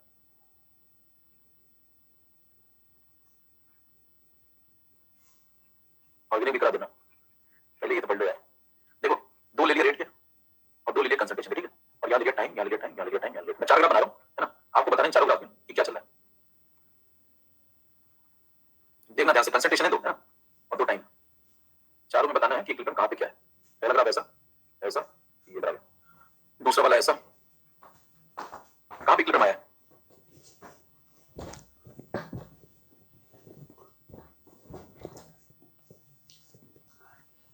इनमें से कहाँ पे इक्विलिब्रियम आया, एक ई और ले लेते हैं ना, यहाँ पे ब्लॉक में एक ई और ले लेते हैं, चलो चलो पहले एबीसीडी बता दो फिर मैं इसमें जोड़ दूंगा ना, एबीसीडी बता दो पहले जल्दी से पूछ लो करो, है ना, लेकिन इसमें मल्टीपल वाला है मतलब, चलो टाइप करो तुम आंसर बताओ, चलो एक मैं और जोड़ देता हूँ, एक मैं और जोड़ देता हूँ, एक और जोड़ देता हूँ, ये भी बता दो कंसंट्रेशन टाइम, ठीक है, और ऐसे ये गया ऐसे, और ये यहाँ कांस्टेंट हो गया और ये यहाँ कांस्टेंट, अब जाहिर सी बात है देखो ये रिएक्टेंट का है, ये सब बताने की जरूरत नहीं है ना, ये प्रोडक्ट का लिंक भी कुछ बहुत कम कर रहा है, ये आप टाइप करो किसमें इक्विलिब्रियम आया जल्दी से,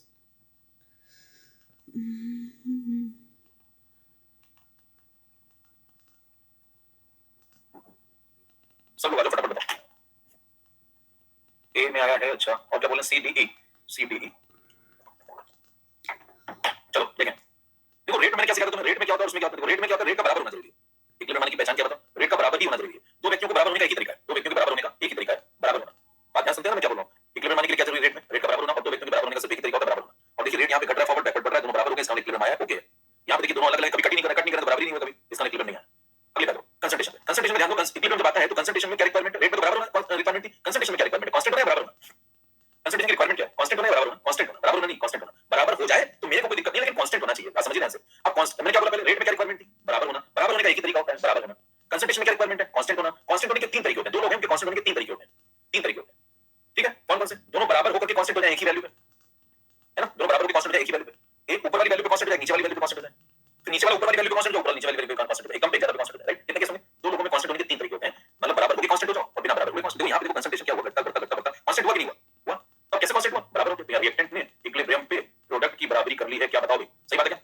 यस, ठीक। यहाँ पे देखो सेकंड वाले में चेक करो, सेकंड वाले में चेक करो, सेकंड वाले में बताना रिएक्टेंट ऊपर है, प्रोडक्ट यहाँ पे नीचे है, लेकिन कांस्टेंट तो हो गया ना, दोनों कांस्टेंट हो गए, बराबर नहीं हुए तो क्या हुआ, बराबर होना जरूरी थोड़ी है, कांस्टेंट हो गया ना, चेंज बंद हो गया, डीसी बाय डी जीरो जाना चाहिए। क्या इन तीनों ग्राफ में नीचे लिखे हुए तीनों ग्राफ में क्या ये कांस्टेंट हो रहे हैं कि नहीं हो रहे हैं, अलग अलग वैल्यू पे कांस्टेंट हो रहे हो या एक पे कांस्टेंट हो रहा है, हो रहे कि नहीं हो रहे, अगर हो रहे हैं तो क्या तीनों ग्राफ नीचे वाले तीनों ग्राफ में डीसी बाय डी जीरो हुआ है और डीसी बाय डी जीरो है, इसका मतलब इक्विलिब्रियम है। अरे ठीक है क्या, इक्विलिब्रियम तो है, राइट। तो आपको क्या चेक करना चाहिए, डीसी बाय डी जीरो होना चाहिए। अच्छा बताइए यहाँ पे रिएक्टेंट, अब यहाँ और अंदर चलते देखो, यहाँ पे देखो क्या ये भी कांस्टेंट हो गया, ये रिएक्टेंट हो गया, ये रिएक्टेंट हो गया, इक्विलिब्रियम, और ये प्रोडक्ट हो गया, इक्विलिब्रियम। मतलब तीनों ग्राफ में जरा कुछ बातें बताओ, पहले वाले बताओ, पहले वाले बताओ, प्रोडक्ट और रिएक्टेंट इक्विलिब्रियम पे क्या हो गए, बराबर।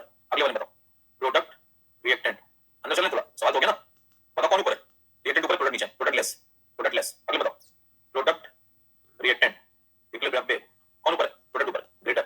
इससे क्या पता चला, देखो यहां से, इससे क्या पता चला, देखना जब प्रोडक्ट और रिएक्टेंट बराबर होंगे, केसी क्या होता है, केसी होता है product concentration upon reactant concentration at equilibrium, right. तो बताना जब ये दोनों बराबर होंगे इक्विलिब्रियम तो केसी कितना आ जाएगा, बताओ इस ग्राफ में केसी कितना है, ये भी पूछ सकता है आपसे, इस ग्राफ में केसी कितना है 1, इससे बताना प्रोडक्ट छोटा है रिएक्टेंट बड़ा है, तो पी छोटा है आर बड़ा है, तो केसी कैसा है, इस वाले ग्राफ में केसी कैसा है, 1 से छोटा, ठीक है, लेस देन 1।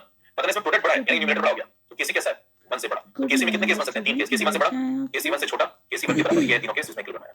अरे ठीक है क्या, क्या कंसंट्रेशन में जो केसी हो सकता है, केसी का 1 भी हो सकता है, यस, केसी का 10 भी हो सकता है, यस, केसी का 0.1 भी हो सकता है, यस, तीनों केस पॉसिबल है। इंपॉर्टेंट है, कितनों को बात क्लियर होगी, सी में, डी में और ई में, तीनों में आपने केसी ढूंढ लिया आपके एग्जाम के बेसिस और जहरीला बनाया क्या, तैयार हो गया, और इन जहर मेरे पास बहुत, आप जितना ले पाओ मैं तो मचा दूंगा। आपसे कहेगा डेल्टा जी किसमें जीरो हुआ है, नीचे वाले तीन का चलो नीचे वाले तीन और खेलो, जिन्होंने थर्मो पढ़ ली होगी उनको लगता है उनको थर्मो आती है, पता नीचे वाले तीनों में डेल्टा जी किसमें जीरो है, डेल्टा जी किसमें जीरो, डेल्टा जी कब जीरो होता है, डेल्टा जी कब जीरो होता है, जब इक्विलिब्रियम आता है, डेल्टा जी कब जीरो होता है, जब इक्विलिब्रियम आता है, तीनों में इक्विलिब्रियम है तो तीनों में डेल्टा जी कैसा जीरो, इसका भी इसका भी इसका भी, समझ पा रहे हैं, समझ पा रहे हैं, पूछा डेल्टा जी किसका जीरो होता है, तीनों का जीरो है, डेल्टा जी नॉट वो तीनों का जीरो नहीं है, तो ध्यान देना, थर्मो कोई पढ़ी जिसने नहीं पढ़ी कोई बात नहीं, जिसने पढ़ी उसके लिए बता रहा हूं मैं, जिसने पढ़ी उसके लिए बता रहा हूं, एक बात बता रहा हूं उसके लिए इंपॉर्टेंट, बताओ ये पढ़ा तुमने कि इक्विलिब्रियम पे डेल्टा जी जीरो हो जाता है, ठीक है ना, मिनिमम एनर्जी स्टेट, और बताना delta G is equal to होता है डेल्टा जी नॉट प्लस 2.303, ये तो पढ़ा होगा 11 वाला नहीं पढ़ा होगा, RT log of Q है ना, और बताओ जब इक्विलिब्रियम आएगा तो डेल्टा जी जीरो हो जाएगा, तो यहां से जाता है delta G not plus 2.303 RT log Q की जगह क्या आ जाएगा, फिर बताना K प्रोडक्ट अपॉन रिएक्टेंट क्या आ जाएगा, इक्विलिब्रियम एट इक्विलिब्रियम क्या हो जाएगा, और बताओ यहां से डेल्टा जी नॉट की वैल्यू क्या आ जाएगी -2.303 RT log K, समझ पा रहे हैं। अब बताओ अगर डेल्टा जी नॉट अगर पॉजिटिव होगा तो यहां माइनस लगा हुआ है, तो अगर ये पूरी चीज पॉजिटिव हो गई, ये पॉजिटिव हो गई तो फिर नेगेटिव हो जाएगा, और बताओ ये पॉजिटिव कब होगी, ROT तो पॉजिटिव है, जब log K पॉजिटिव होगा यानी K जब 1 से बड़ा होगा, जब K 1 से बड़ा होगा तो log K पॉजिटिव होगा, जब log K पॉजिटिव होगा तो माइनस लगा तो डेल्टा जी नॉट नेगेटिव हो जाएगा, क्या बात समझ पा रहे हैं। तो जिस रिएक्शन का K 1 से बड़ा, K 1 से बड़ा, समझ में बात, जिस रिएक्शन का K 1 से बड़ा उसका log K कैसा, पॉजिटिव, जिसका log K पॉजिटिव उसका डेल्टा जी नॉट कैसा, नेगेटिव, और डेल्टा जी तो सबका क्या है, जीरो, क्या समझ पा रहे हैं बात, कितना कॉन्फिडेंस आ रहा है, कंसेप्ट क्लियर हो रहा है ये सब बातों में, समझ में आई बात। अगर K 1 से छोटा हो गया तो इसका जस्ट पॉजिटिव हो जाएगा, अगर K 1 से छोटा हो गया तो इसका जस्ट, जिसने थर्मो पढ़ी उसको समझ में आ गई बात, अगर ये K 1 से छोटा हो गया तो log K negative, delta G not positive, उल्टा साइन चलता है, ठीक बात है। तो पूछे इस ग्राफ में डेल्टा जी किसमें जीरो है, तीनों में जीरो, तीनों में जीरो, डेल्टा जी नॉट कब जीरो होता है, डेल्टा जी नॉट कब जीरो होता है, डेल्टा जी नॉट कब जीरो होगा, डेल्टा जी नॉट कब जीरो होगा जब log K जीरो होगा, log K कब जीरो होगा, जब K 1 हो जाएगा, समझ पा रहे हैं। बताओ इन तीनों ग्राफ में डेल्टा जी नॉट कब जीरो, जब K कितना है, जब K 1 है, K 1 तो log K जीरो तो डेल्टा जी नॉट जीरो, इसमें दोनों जीरो, कौन कौन, डेल्टा जी और डेल्टा जी नॉट, कितनों को बात समझ में आ रही, क्लियर कंसेप्ट खत्म, ग्राफ समाप्त, तीनों केस खत्म, कितनों को मजा है, जोरदार लगा सेशन, थर्मो इधर से आ रही है, केमिकल इक्विलिब्रियम उधर से आ रहा है, और काइनेटिक्स देखिए साथ चली रही थी, ये देख पा रहे हैं क्या पैर है, मतलब ये देखो केमिकल काइनेटिक्स सेंसिटिविटी, ये देखो केमिकल काइनेटिक्स सेंसिटिविटी, इधर चला जाए तो साथ देखो ये ग्राफ आ गया, ये आ गया केमिकल इक्विलिब्रियम, उधर से लाया उधर से थर्मो ले आया, अरे समझ पा रहे हैं मतलब, तो मतलब सब एक साथ मचा लेंगे। चलिए नेक्स्ट क्लास आगे बढ़ेंगे, आप लोग रिवाइज जरूर करिएगा, जिनको सेशन जबरदस्त लगा लाइक करिए, कमेंट करिए, फीडबैक दीजिए, मुझे हैश डेडिकेट कर सकते हैं, कमेंट लिख सकते हैं, ठीक है, मेरे प्रोफाइल फॉलो करिए, जिसमें नाम से मेरे को सर्च कर सकते हैं, और मेरे YouTube वगैरह सेशन भी देखा करिए, उसमें बहुत अच्छे 4 क्लास लिए मैंने, और बाकी मेरी स्पेशल फ्री क्लासेस 6-7 होगी वो देखिए, उसमें बहुत अच्छे क्वेश्चन लगाए। चलिए आज का खत्म करते हैं, नमस्कार, जय भारत, टाइम नहीं पता चलता आपकी क्लास में, धन्यवाद, जिसको सेशन चला कमेंट जरूर करिए, फीडबैक जरूर दीजिए, धन्यवाद, अगली क्लास में ओके। और 11th वालों के लिए जिनके लिए कोर्स लॉन्च हो रहा है वो अपने कोर्स पूरा पढ़ें 25 तारीख को, है ना, इसमें पढ़े कोई दिक्कत नहीं, लेकिन 25 को ही पढ़ें, ठीक, और 12th वालों के लिए चलिए ना वो वहां पढ़ें, और यहाँ पे भी आते हैं कैप्सूल कोर्स अगला कल एटॉमिक, कल से एटॉमिक शुरू हो रहा है।